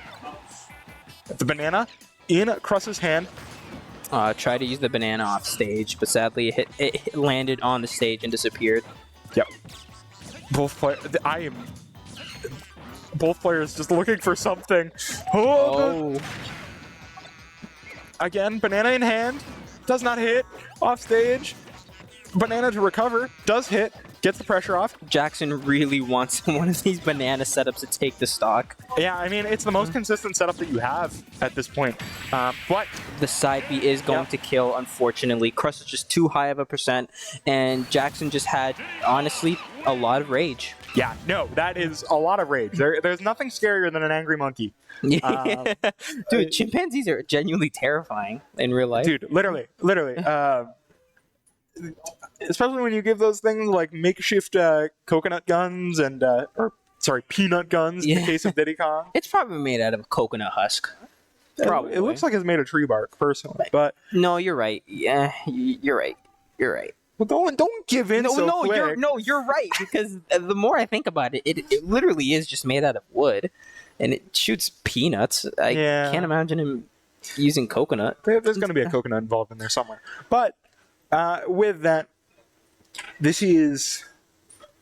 set has been down to the wire, but this is as down to the wire as this set could be in at this juncture. We are 1 game to 1 game. Queens Gaels 2 versus SNHU Blue, dead even in scoreline right now. This is a double elimination bracket, so the stakes they're definitely high, Mhm. but no one's getting eliminated from the bracket right now. Mm-hmm. That might serve as a comforting thought for both of these teams. You know, they're back against the wall, but It's not the end. yeah, It's not over till it's over. But that being said, it's definitely not a desirable position to be in. absolutely not. Both of these teams want desperately this higher bracket run. And at the end of the day, you know, the victors are always going to be the ones who wanted it more. But if you're SNHU, you are looking to make some big adjustments here. Yeah, for sure. And I think, honestly, I would be surprised if Queen's Gaels didn't run Suji on the Ganondorf first. Mm-hmm. Yeah, I mean, Suji having such a huge performance last round, I think you kind of want to send him back in. Yeah, but at the same time, I feel like SNHU Blue is going to anticipate that and play around it accordingly. Mhm. You know, maybe you don't send Insignia in first, maybe you send in Steven first, or Swanky, or someone to that effect, and stop them from building that momentum to begin with. Although, And it does look like potentially we could be seeing Cruss up first all right, I for the next round. do. Here's a question: Hmm? Does he play Falco? Does he play Ashoto? Does he play There's no way he plays Samus? Does he play Okay, that's actually Luigi? the Samus. I could see the Samus coming out, but honestly, I think if you're Cruss, you stick with your guns and continue to play Falco. The Falco hasn't been playing bad at all. It's been Right. doing well. No, I don't disagree, but you have to think that the sort of quick changes like that can be so valuable this late into a set. Yeah. Especially if you're anticipating Suji coming up first. Yeah. If you want to throw him off guard, then like that could be big. Yeah. But like you said, it's not always strictly necessary. So it's really that's the interesting thing when we get this late is kind of the risk reward of, do I try and switch something up to try and throw them off, or do I stick to my guns and just play what I know? Yeah, I mean, it really all depends on what they think the best course of action is. I feel like if you switch characters, you run the risk of that character you switch to not being as warm as the one you were already playing. But if you stick with a character you already play it well, and as we're seeing, he is going to stick with the Falco, which I don't think is a bad pick at all. I think that's a perfectly fine strategy for the occasion. Yeah, absolutely. Cruss is definitely one of those players that, like we said, can get aggressive, which I think you need into this Ganon to be able to get aggressive, but also slow the pace down and kind of stop Suji in their tracks. Unfortunately for Suji, I think every single move in Falco's arsenal comes out significantly Wow, faster. good edge guard by Cruss. And that is... If that is how the rest of this matchup goes, that is exactly what you want for SNHU. Beautiful, beautiful play. And that was just such a classic example of Ganondorf being a sitting duck off stage. Yeah, because I mean, like, what do you do into Falco as a Ganondorf? What is your option? Not a lot, I'll tell you that much. Yeah, But like- if there's anything that is a lot, is the amount of damage Ganondorf is going to be receiving from these combos on Cruss's end. Absolutely. The you know, maybe Suji just needs to try and approach with neutral air, create the wall, but another stock going down. Another edge guard. Yeah. Yeah, Suji on one stock, Cruss only at 63. This smash attack sends him up to 95, so that's 32%, and reads the roll. That up smash just covers everything. Yeah, and honestly, if you're Suji, taking at least one stock is honestly amazing. Yeah, because for sure. you're doing that chip damage on the team. Yeah, especially because Wow, I don't know. I'm what telling my you. man was cooking there. This dude is looking for the volcano kick. There is something to that move that we are not being told. But But Crust is cooking himself. Somebody give him the spices. He is not done. yeah, what's harder than a volcano? Apparently, it's Crust's combos. When was an oven? We're seeing the volcano here. The eruption is upon us. Yep. Suji at 164. One more move will This could probably do kill. it. The TI is One more great, hit. but One more hit. It's over. That's it? Yep, he's dead. Crust felling the giant before the giant can even pick up their sword, and that's pretty good. Mm-hmm. That's pretty good. That's pretty all right. I think that was a great performance on Crust's end. And I like SNHU sending in Crust first because you had to have been thinking, all right, Crust was the one who was able to take out Tsuji last round. And honestly, his playstyle was just able to go against the aggressive Ganon really well. You are absolutely right. I think like this is the mind games that I was talking about earlier. That go into picking a starter for these crew battles, especially this late in the game. You know, you see they send out Jackson first round. That's probably their player to sort of test the waters, see how things are going, and then second round they see Suji did a really solid job. They send Suji out first.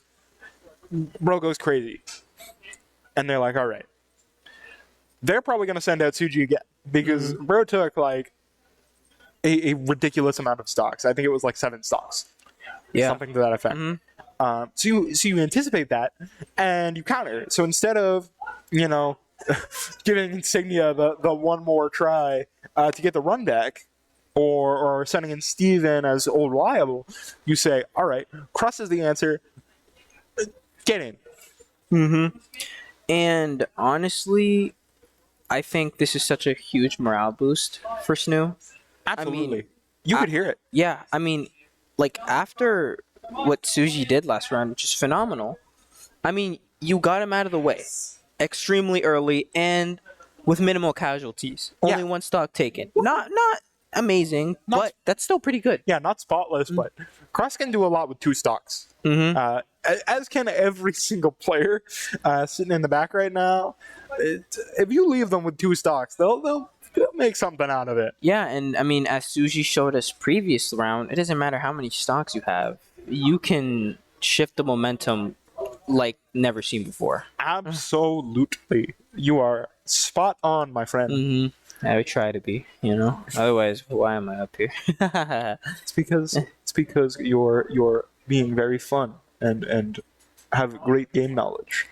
I honestly debate that sometimes. I feel like maybe my knowledge isn't as up to par as the other players, Every player does that, though. Yeah. Which that's an interesting thing, especially in playoffs. Those thoughts are going to creep into your mind, no matter who you are. You can be the best player in the world, and those thoughts will kind of creep into the back of your mind. It's a very underrated skill in a player to be able to deal with those thoughts. I, for the longest time, could not deal with them, and it severely impacted me both as a player and as a person. But the best players are the ones that can kind of silence their inner critic and only listen to the constructive parts. And I think this SNHU team is particularly good at that just because of the atmosphere that y'all have in terms of always supporting each other. I very rarely do I see a team kind of down in the dumps 1 minute and then suddenly they win like one fight, one match, whatever, and immediately they're like, all right, everybody's back in. But I mean, that's the mentality you have to have when you're a team. Like, you have to build each other up because when you have that determination, it can really turn things around. I mean, a lot of people underestimate just how vital mentality is. Yes, absolutely. It's really. I mean, at the end of the day, every single esport is like somewhere in the range of like 40 to 60% mental, Mhm. and then like the rest is like mechanics and Yeah. game knowledge. Yeah. Um, Because that's half the battle. Yeah. Right? You could be getting beaten pretty badly, but as long as you kind of keep your cool and have the mentality of it's okay, it's not over. All right, let me just make some quick adjustments halfway through. That sometimes that's the change. That's the game changer. Yeah, no, absolutely. And then we've seen it where players will kind of get up, they'll rest on their laurels a little bit, and then an adjustment will come out and they'll just get deleted off the face of the earth out of nowhere, out of absolutely nowhere. And it's those players that can kind of look adversity in the face and push past it that really kind of take teams far in these crew battles. And I think we have a lot of players like that. So we're just waiting right now on the going into game. Obviously, Who do you think the opponents are going to send it? I mean, I'm gonna put my bets on Jackson. Jackson? I don't know why. That's just a vibes check. Yeah. But Jackson was very successful, just generally Mm-hmm. throughout today. So I'd kind of expect them to try and slow Cruss's momentum, especially after last game. Those banana peels kind of being very frustrating for Cruss. Yeah, I mean, I think out of all the characters they have, Diddy Kong does a pretty good job of kind of keeping up the pace with Falco. I mean, Falco, or Cruss specifically, he's been kind of slowing down the momentum for the other team, which has been catching them off guard.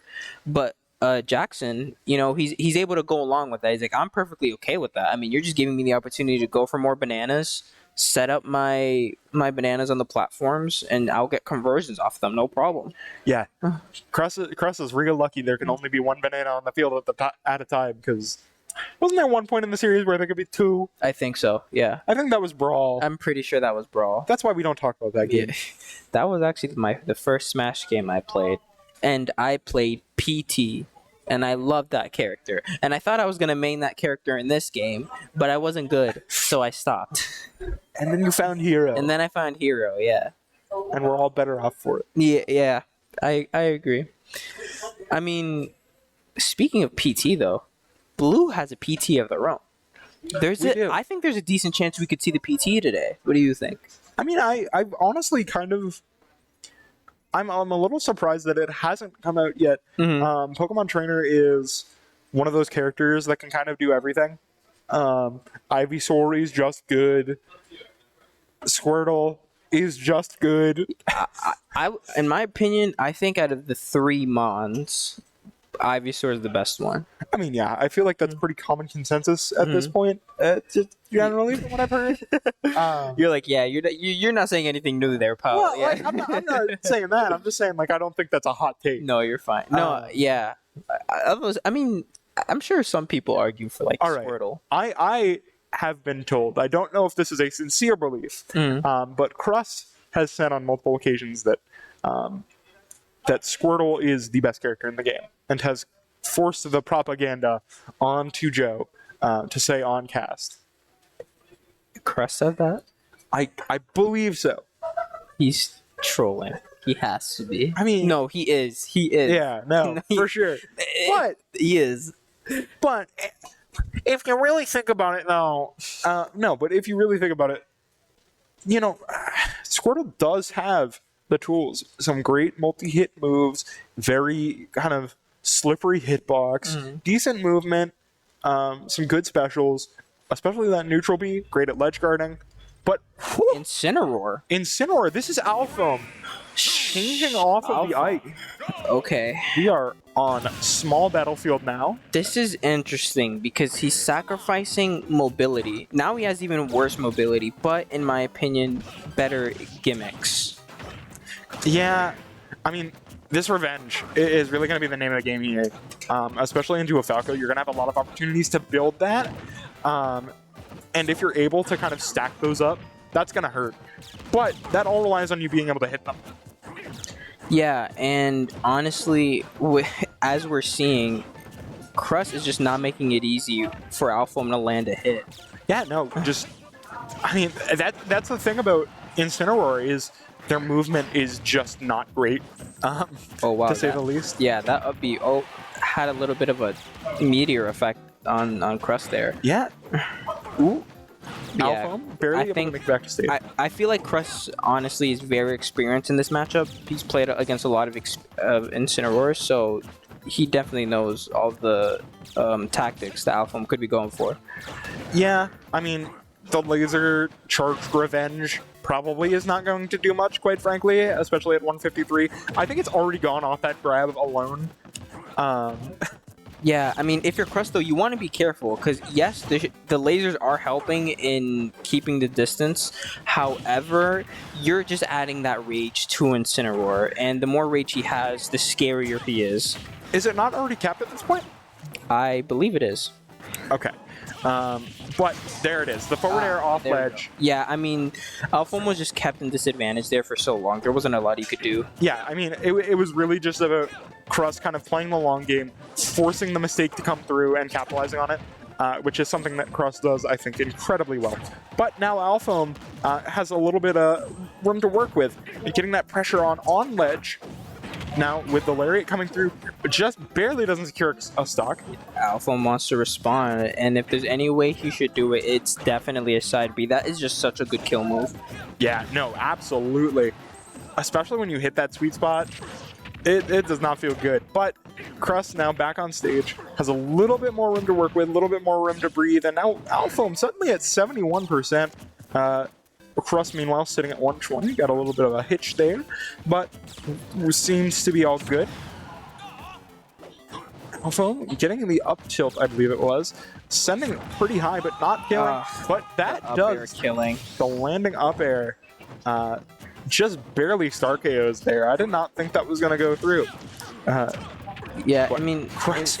wow, but the response by Crust immediately taking the stock right after. He said, I don't care if that up air hit. Yeah. I'm going to hit you with another kick myself. That was Purdy. And speaking of Purdy, we got another combo coming through, the Revenge Good on. reflect. Yeah, I mean, Reflector. good revenge on the reflect.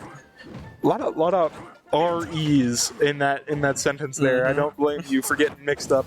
But that's going to hurt. 49%. Suddenly, percent gap eradicated. Broke his neck there for a second. Yeah, no, quite literally. But Alphom still kind of on the back foot. Not again. Crust is keeping the momentum here. Crust has brought out the full spice cabinet.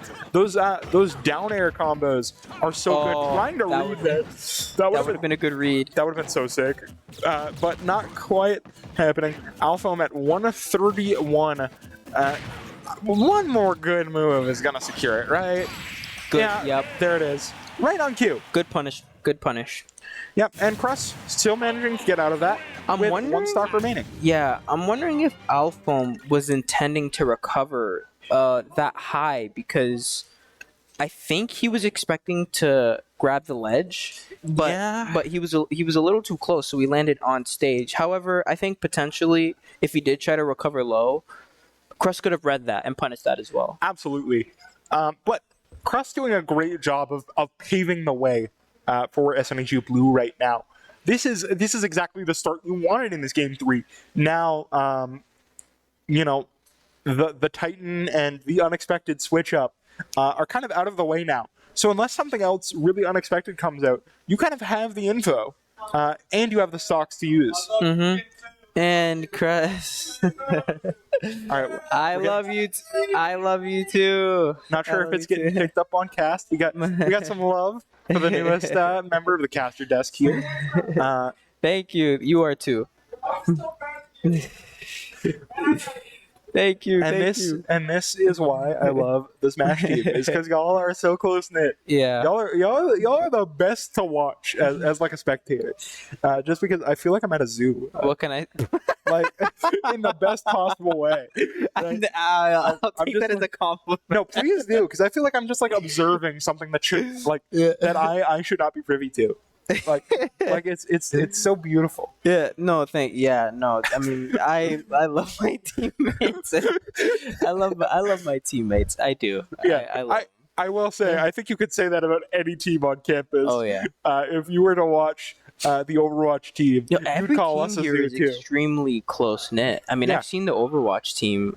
They like plan dinners and stuff Yeah. together, and I'm like, Yeah. dang guys, why don't we do that for the Smash team? Shoot. I mean, hey, that's the best part of the SNHU esports program. I will shill this program at any possible term. The community that we have here is so great, and I mean we see that all around us with every single team in the arena right now. We see that with everybody in chat. We see that just all around campus. And speaking of great, if you're SNHU, you gotta be feeling great after Crush's performance. I mean, it's just like I feel like I'm seeing a complete 180 right now. Yeah. I mean, from the relentless pressure from Tsuji to now the patient, calculated play of Crush. Yeah, it's like a different player has entered the lobby. And Crush is just able to shift the momentum for SNHU. Absolutely, and at this point in the match, every stock feels gargantuan. Even for us, we at the end of the day, I mean, you have a bit of a stake because those are your teammates, but I mean, I am in the same program as the Smash team, and that is, as close as I am. But even still, those every single stock that gets taken feels like a massive leap when you're in Game 3 of a playoff set. Yeah, and I think if you're the opposing team, I think you might want to send out Shellix. Yeah, Shellix is good. Yeah, extremely good, and I think it's exactly the kind of answer you want to send out against I think either Shellix or Jackson.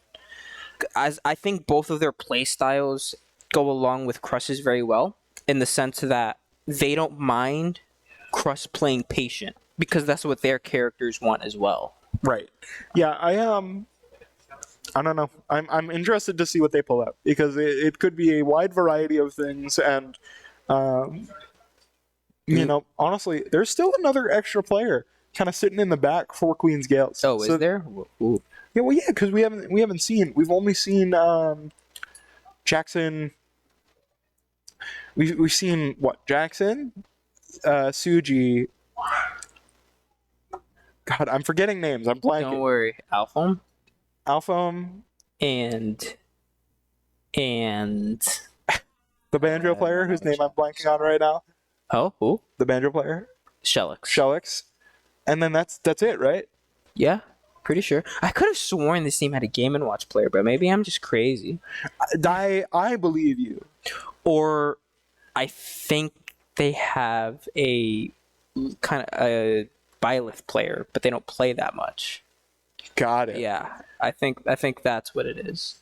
If I remember correctly. If my memory serves me right when I played this team. Well, regardless, Queen's Gaels, they have to answer now because any later and it might be too little too late. At this point, you need to even the gap. We saw what happened when SNHU Blue were not able to close the gap early and it spiraled. And that's kind of a trend I feel like in crew battles. We are going in though. We finally get to see how they're responding and it is And they are Jackson. going in with Jackson. Yeah.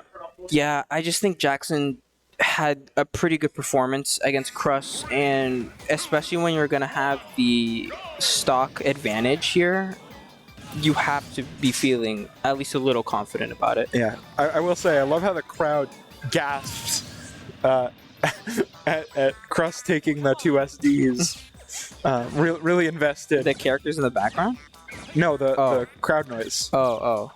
But anyway. Yeah, I forgot. I always forget. You never really notice it when you're playing the game. Fair.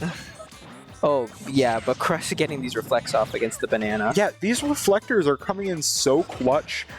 Really, it's making Jackson think a lot more about these bananas coming through. Because, Steven could catch them, but that didn't mean much because they weren't immediately on stage available.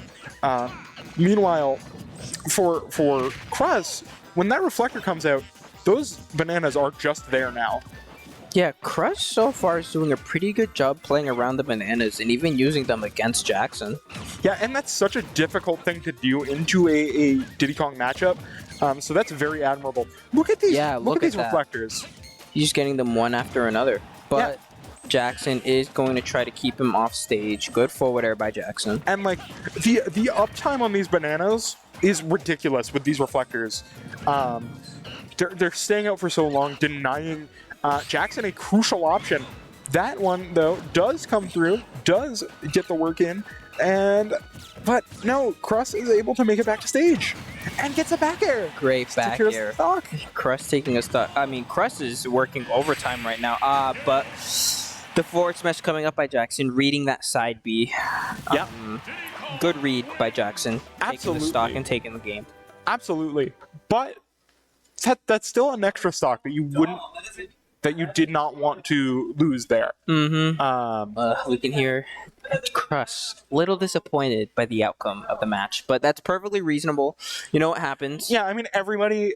I correct me if I'm wrong, but I feel like everybody when they roll into a crew battle, anything less than taking 12 stocks in a row is kind of disappointing. Because you just want to roll in and you want to end it. And you want to get all the clips on Twitter and Yeah, you got to make that compilation. yeah, no, literally, I swear to God, most people in esports are in esports because they want to get the clip dumps.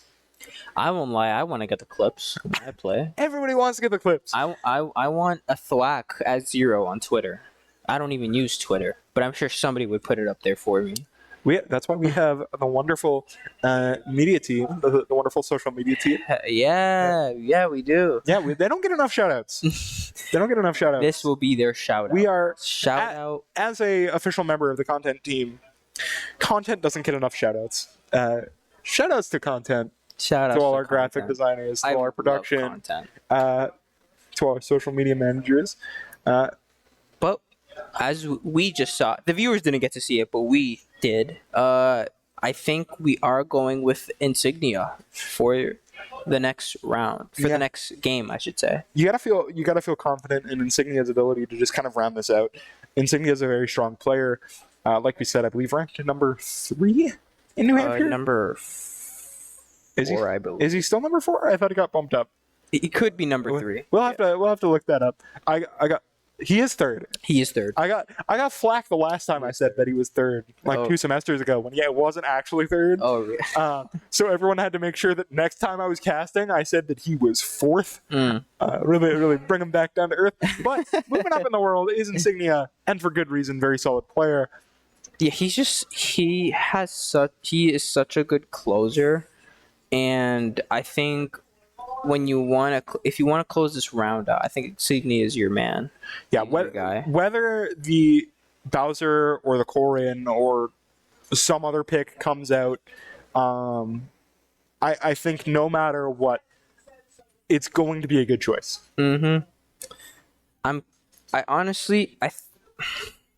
I could totally see him switching off the Bowser because he could potentially not be feeling comfortable with it after the, performance of it in the previous rounds.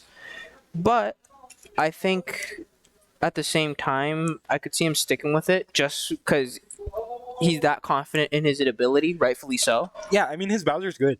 It's got a proven track record. I don't think we have the win-loss record of like how many stocks each player has taken, which that would be a really cool idea, even if it would be very difficult. We should write that down. We should definitely have that. I'm an ideas guy. As previously established in the SNHU esports canon, I'm an ideas guy. But anyway, like, Insignia's Bowser has been clinically proven to just take stocks, no matter the game. But at the same time, so is the coin. We are going into game right now. We are about to start, and we are seeing the Bowser. Yeah, I don't blame him at all. Actually, we did see first round his Bowser taking care of Jackson's Diddy Kong, and we could potentially be seeing that again. Absolutely, and now everybody's ready. Just going to be a question of playing around these bananas as usual when you're playing into Diddy Kong. just so annoying to have to play around them, but it's such a crucial skill in the matchup.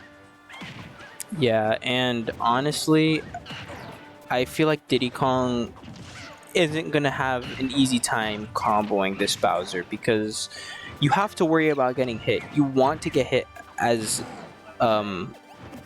I lost my train of thought, but he doesn't want to get hit. Right. That was almost a really good confirm from Jackson, but maybe a misinput or something. That smash attack probably could have killed off the banana tripping, but yeah, that forward smash comes through. DI Jackson just taking barely stock. not enough. Now we are even in stocks. Insignia is really just looking for an opportunity right now. You know, we've seen that drop kick just come out of nowhere and take a stock for literally free. Yeah, I mean, if they're not expecting it, why not throw it out, you know? Right. But at the same time, Jackson is keeping the pressure up.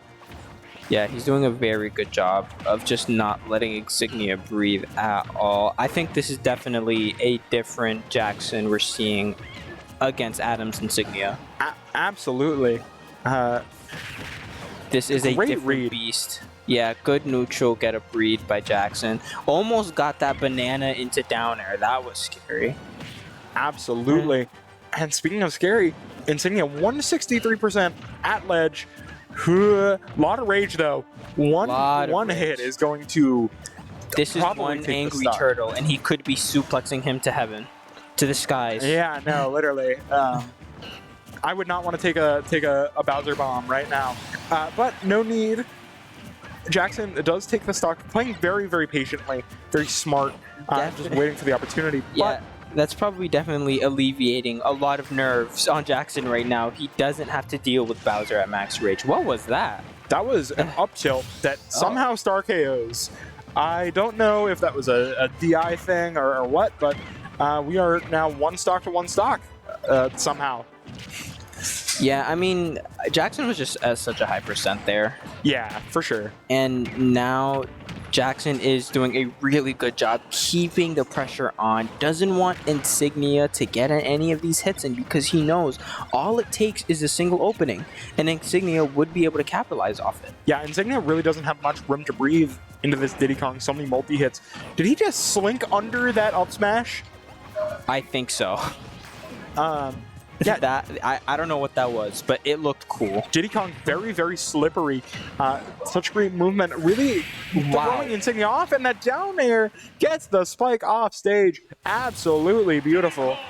Impressive down air by Jackson.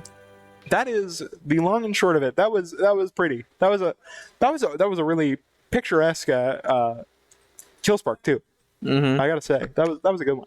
Yeah, I mean, it's kind of like he was playing volleyball, like when there's spike. Well, no, Yeah. I guess when you spike the ball with volleyball, you're like, you kind of do that instead.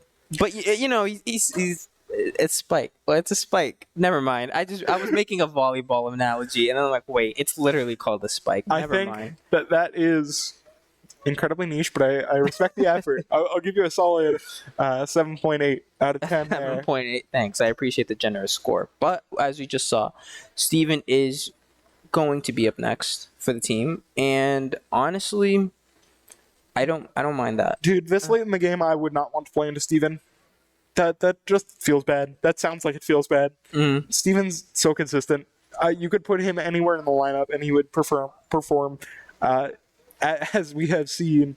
Whether you put him on first, you put him on last, you put him on in the middle, he's going to take stocks, and he's going to make it flashy. Mm-hmm. And Steven, I think this would be the first time he has played against Jackson in this set, at least. So it'll be new for both of them. But I think that kind of gives the upper hand to Steven, just because he will have the stock advantage. Yeah. I mean, at the end of the day, like, stocks are king in this rule set and in the game in general. So if you have more stocks to work with, you are at an inherent advantage compared to your opponent. And I think this is really just going to come down to who has more experience with whose character. For sure. I don't know if Steven has a lot of Diddy Kong experience, But for all we know, Jackson doesn't have a lot of Mario experience. Yeah, it's so tough to tell when we don't know the life story of every single player. But that's what makes it exciting. We see it in the gameplay. We just have like files of each player, opponent, and so team like member. right under here, there's the big file cabinet. Yeah, there it is. Yeah. So who does Jackson have? Does it say Jackson has a Mario experience there? Ah, there it is. I see. Oh, there's Jackson's Yeah, file. there it is. There's Jackson's file. Got it. And I'm opening it up, and I see Diddy Kong. Just Diddy Kong? Is it like a picture of Diddy Kong, or does it just have his name written on there? Both. Both. Oh. It's like the Well. Super Nintendo Donkey Kong Country, like Diddy Kong sprite. Dang, they really left us out to dry with the info on Jackson then. You know, Only we at the caster desk do not get the scouting reports. well, we gotta fire whoever got us that scouting report. We don't get a scouting report. We don't get a scouting report? You get a scouting report because you're part of the team. That is true. I do get a little bit of a scouting report. I don't get a scouting report at all. Yeah, maybe you should. Nah, Maybe you it's should. more fun. You're right. Yeah, I like surprises. it should be a surprise for the commentators, but I think Steven's probably feeling pretty good right about now. I mean, they have what? The opposing team has 2 players, right? Including Jackson? Yeah, and Jackson is sitting on 1 stock. Mm-hmm. That's not. I mean, that's better than the situation SNHU was in last game. Yeah. But it's not ideal. Mm-hmm. Obviously, ideal is I have 12 stocks, you have 1. Goodbye. Yeah. But you take what you can get. Mm-hmm. And this is about as ideal you could get in such a close matchup. In terms of the matchup, these are both characters that I'm also not very familiar with. But I do know this. Diddy Kong definitely has better mobility than Mario. I personally think. But I think Mario has the better combos. Yeah. Yeah. I do. I mean, yeah. That's not even. I say yeah as a question, but like Steven, ladder combos. Yeah, Bread and butter. I mean, Steven's just a machine with those ladder up air combos. But we're also very familiar with Jackson's prowess with the bananas. I mean, Absolutely. he's just so good at laying them out there. But the problem is you can't play as aggressive if you're Jackson because you only have 1 stock to work with, so you have to make it last. You can't play full rushdown because one wrong move and your stock is gone. And you're a lot more slippery than Mario, so honestly, you can afford to play a little campy if you have to. Yeah, for sure. I mean, we saw Diddy Kong literally duck under a Bowser up smash, take no hit, no knockback, no percent. I think it was a low profile from his down tilt or something. Maybe. I'm not sure. Or maybe it might have been his forward tilt because he kind of does he kind of goes sideways. You know? Yeah. Like It was something. Yeah. It was something, and It looked like I was doing like a yoga pose or something there, but bro's doing the fusion dance. yeah, the fusion. Fusion. That's what I was doing. No, you're supposed to have your fingers out. Sorry. Yeah, you're supposed to do it like that. There you go. It's been a long time. Goku for Smash. I like the game's like it's not dead, but there's no updates coming to it. Not anytime. No. But that means that Goku for Smash can happen, right? Sadly, no. They'll surprise us at E3, right? Nintendo's gonna be at E3, I right? thought E3 got shut down. That's the bit.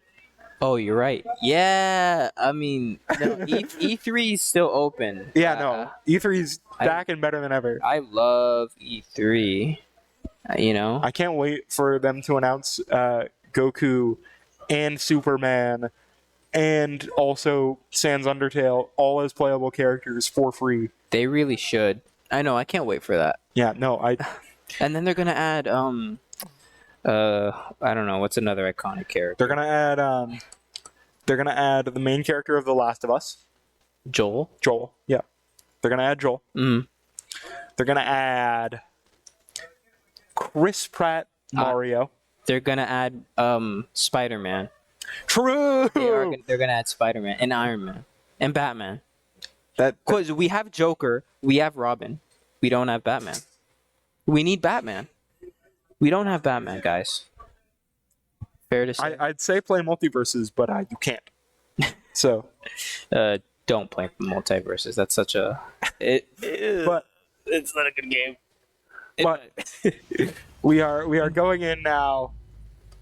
The classic red and blue Mario skin. That is not something that Steven rolls out with very often. I think he wants to go back to the basics, and I think that is a great plan. I mean, the old reliable. Look, I'm telling you, say. skins matter in this No, game. they do. I'm a firm believer of that. I am a skin truther. But yeah, immediately, Steven just kind of going in because he has the resources to do so, right? Mm-hmm. Jackson has to play this a little campy, like you said, just because sitting on one stock with one player left in the bank, you don't have much to work with. So you have to extend literally everything as much as you can. Meanwhile, Steven has the liberty to kind of just go in, get aggressive, especially since that's how Mario wants to play to begin with. Oh, good to reflect on the banana, but sadly wasn't able to capitalize off of it. Right, but the thing is now that the banana is up on the field. Oh, wow, look at that. You see that? I did. That was nice. The banana into the fireball into the, I think, jab. Yeah, the thing that I've been noticing is whenever SNHU is able to reflect one of those bananas, it's so huge because it means that, Jackson just can't get another one out until that one is gone completely. You can only have one up in the field at a time. A little scary for Steven there. Yeah, no. He's not in a great situation, but saved his jump, is able to make it back on stage. And Jackson is getting a really antsy for this kill, going for 2 smash attacks. Yeah, very, very close. Both players have very high rage right now. Steven at 162, Jackson at 107, but that will secure the stock. I almost thought it didn't. DI almost works, but not quite enough. Jackson secures the stock here. It's okay. This isn't over. This isn't a big deficit. Steven can still bring this home. Absolutely. You're happy if you're Jackson for just getting the one. Really that's all that can reasonably be expected out of you. Any more than that is great. Good up smash. The up smash by Steven. Yep. And now Golden Gaels sitting with 3 stocks left. Their last player, their upper bracket run is reliant on whether or not this last player can show up. Mm-hmm. And I think that last player is going to be Shellix. Yeah, I think you're right. I think they'd be silly to pull anything else out. And that seems really tough because Shellix, I feel like, judging off of the gameplay that we've seen of him, is very good at kind of balancing this zoning and being aggressive offensive pressure at the same time. We saw him going a lot for those grenade egg setups, but he's also not afraid to just let a Wonder Wing loose and just go for it. Yeah. My concern is, especially since he's going to be the last player, you as a Banjo have a limited pool of Wonder Wings. I think it's 15 because you get like 5 per stock. Yeah. Right? So every single stock that he loses, because even if he takes down Steven, if you take down Steven but end up at 1 stock after the fact, you have 5 total Wonder Wings left. That's not many, and that is one of Banjo's highest knockback moves. It's one of his best recovery options. It's just a good get off me move because it has that invincibility. The only counter is just grabbing it. Yeah, and as Steven, I feel like you're also a little bit worried about the amount of range Banjo has. Not that Banjo has insane range to begin with, but he definitely has a lot more than Mario. Yeah, And I think we're going to see a lot more fireballs come out from Steven just to kind of neutralize those projectiles and send something out to counter. The only problem is that Fireball, compared to all of Banjo's zoning tools, is just not that good. Right. So that's definitely going to be a bit of trouble. But on the bright side, he does have the Reflect, and we could see that being incorporated a lot more in this matchup. Absolutely. Ooh, sorry. The end of a semester is hitting hard, and we are having a bit of a... We are having a banger of a set. I'm not even going to say bit of a banger. This is a banger set. It is. This is going to be one to watch back. But This is... We're kind of close right now. Personally, I'm very nervous. I want my boys to take it home. I have a lot of faith in Steven. for sure. And I personally can't wait to see what the outcome is. Win or lose, I mean, everyone's just so good in this league, and you really can't want anything else other than a good performance. Yes. No, shout-outs to everyone over at the NECC. The great league. I will say I think every team has played through their fair share of leagues, be they small or large, scuffed or perfect, and NECC is just they're pretty good. What kind of stages do you think we could see? Well, because Banjo picks now, right? Mm-hmm. Yeah, I mean, I think you're gonna want to just stay away from. Although I guess you could use those platforms as Banjo, but I think the risk reward with that is the more platforms you have, the more opportunities Steven has to ladder combo you. Which I think at this point you want to get away from. Yeah. So I think it's going to be something maybe like FD or like Kalos is legal, right? Yeah. We haven't seen Kalos all night. We haven't. Yeah. I'm gonna put my bet on Kalos for no reason other than I want to see it. I don't think Kalos would be a terrible pick for Shellix. I also could totally see him going Town and City. He has so much. Banjo just has so much room to work with there. But I also agree with you that FD isn't off the table because it just completely limits him the amount of combos Steven's able to go for. Right. I think it's all going to depend on the mentality that Shellix has going into this game, whether he wants to maximize his strengths or sort of minimize Steven's strengths. However he wants to tackle that, both are valid strategies for sure. It's just a question of what one gets used. And really, which one does he think is the most advantageous in, like, depending on the situation? Right. Because at this point you have to like take every single minor decision into account. Because this is your upper bracket run. Nobody wants to be stuck in an elimination scenario. Nobody wants to be the first team sent down to losers. Yeah, I mean, all right. But we are going in. About to start, and we are correct. It is going to be Shellix. Not surprising. God, that color scheme on Kazooie looks really good. Unrelated to anything. It just looks pretty. No, you're not wrong. It looks very well. But we have the PS2 coming out. I mean, old reliable, I suppose. That reflector just reflected an explosion out of midair. Yeah. Personally, I feel like when it comes to the grenade, Steven really shouldn't try to go out of his way to reflect it. Say if it's just bouncing, if it's getting thrown at him, he should. But say if it's just bouncing on the ground like it was before, maybe perhaps not, because then it's not really worth it. Right, because then you can just move. But Shellix really getting a lot of early percent with these projectiles, these setups, just doing so much damage. Steven already at 94%. Meanwhile, Shellix only at 39. But Steven turning things around and immediately took the stock, making this even. He said, I don't care if you got the percentage lead. I am going to rob it off you. I think everybody that sees that combo coming up, the further and further Steven gets towards the ledge, it's just like a pathetic Shellick's vision. responding with the up smash. Yeah. He says, listen, I don't care if you stole me from my first stock. I'm going to steal you of your second one. Shellick's responds really quickly, but honestly, we've seen plenty of games where Steven gets multiple of those combos. And we could potentially see another one right here. Sadly, the down air whiffing, but the tilt's coming out from both players. Yeah, I mean, that's the risk you take playing on Pokemon Stadium 2, where Steven can get those combos out.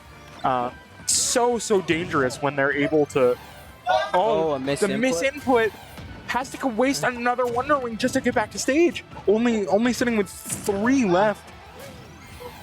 Now 2. Oh, 1. now 1. Okay. I mean, this is looking better and better for Steven. Yeah, Shellick has to be feeling scared. That's the last Wonder Wing. Last Wonder Wing for the stock. There it is. The forward air hits, gets the spike hitbox, but nothing coming out. Good up smash. Up smash This hits. is a very winnable situation for SNHU. Everyone on the SNHU team is going absolutely wild right now, watching with bated breath the first Wonder Wing. Ooh, I think this he last let go stock of comes shield out. there just a little too early. Good up smash coming from Shellick. Great up smash from Shellick. Steven sitting at 132 Side after B that one connecting. hit.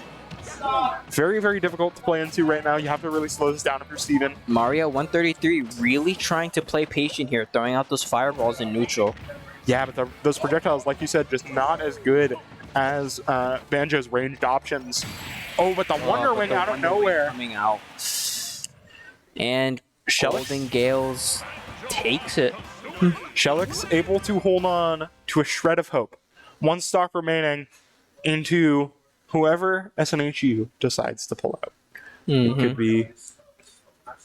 could be anyone. But I think we could potentially see Swanky. Swanky seems to be making their way to the setup. So I believe that we will be seeing a Min Min in this next matchup. 1 stock to take on Min Min. When you phrase it like that, that doesn't seem very hard. No. Shellick's proven to be a very good player, but taking 1 stock, especially as a character like Min Min, where you can just kind of sit around and just let it happen, it's a pretty decent scenario for SNHU and a pretty dire one for the Golden Gaels. Yeah, and we saw earlier, I mean, Swanky was just able to hold himself really well against Shellick, and I think he beat him, if I remember correctly. It wasn't that long ago, but, I mean, there's just so much going on. Yeah. I gotta cram it all in No, absolutely. my noggin. But I think Swanky probably feeling pretty good about this. Yeah. I mean, if you've beaten him before, you can beat him again. Absolutely, for sure. And having the support of your teammates, very visible, is such a crucial aspect. I know when the Connection Esports Arena first opened here on campus, everybody across every team was talking about how much they felt like their gameplay was improved. And I think we definitely see that with the Smash team. They definitely play better when they're all pumped up. And I think they're all kind of pumped up right now, quite frankly. Yeah, and I think when you kind of get to see your teammates take the stocks before you, like say for example, Swanky just saw Steven take stocks off Shellick, you're like, okay, if my teammate could do this, I can do this. Right. Everybody I feel like too is striving to be, I feel like there's probably a healthy competition within your team. Like everybody, I'm sure, wants to be better than Insignia. Yeah, I guess you could say, you could say that. You could say that. I mean, it's good though. Like, yeah. you want to push each other to be better. Right. That's the great part about teams is that you all kind of compete with each other in a healthy way. Yeah. So that you can just be the best version of yourself. I believe we are going in soon-ish. Unless very, very, very soon. We are going to see the ramen cooking. We are going to see the hot pot special Min Min. Indeed. Coming in hot. And we are on Hollow Bastion for the last stage of the night. Remember now, Shellick, with 1 stock remaining, has 5 total Wonder Wings to use to survive 3 stocks for Swanky. Definitely not ideal. You'd like to have a lot more of those. You'd like to have all 15, but you gotta work with what you got.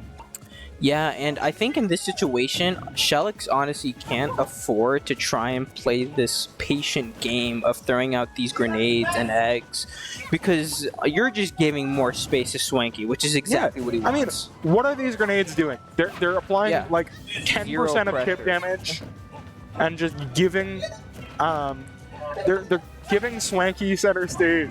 You know, definitely not. I, as a caster, would not like to see this come as a campy last game, but it might be the right strat. Keeping him off stage. Yeah, and we have to see, you know, Shellix playing so conservatively with these Wonder Wings.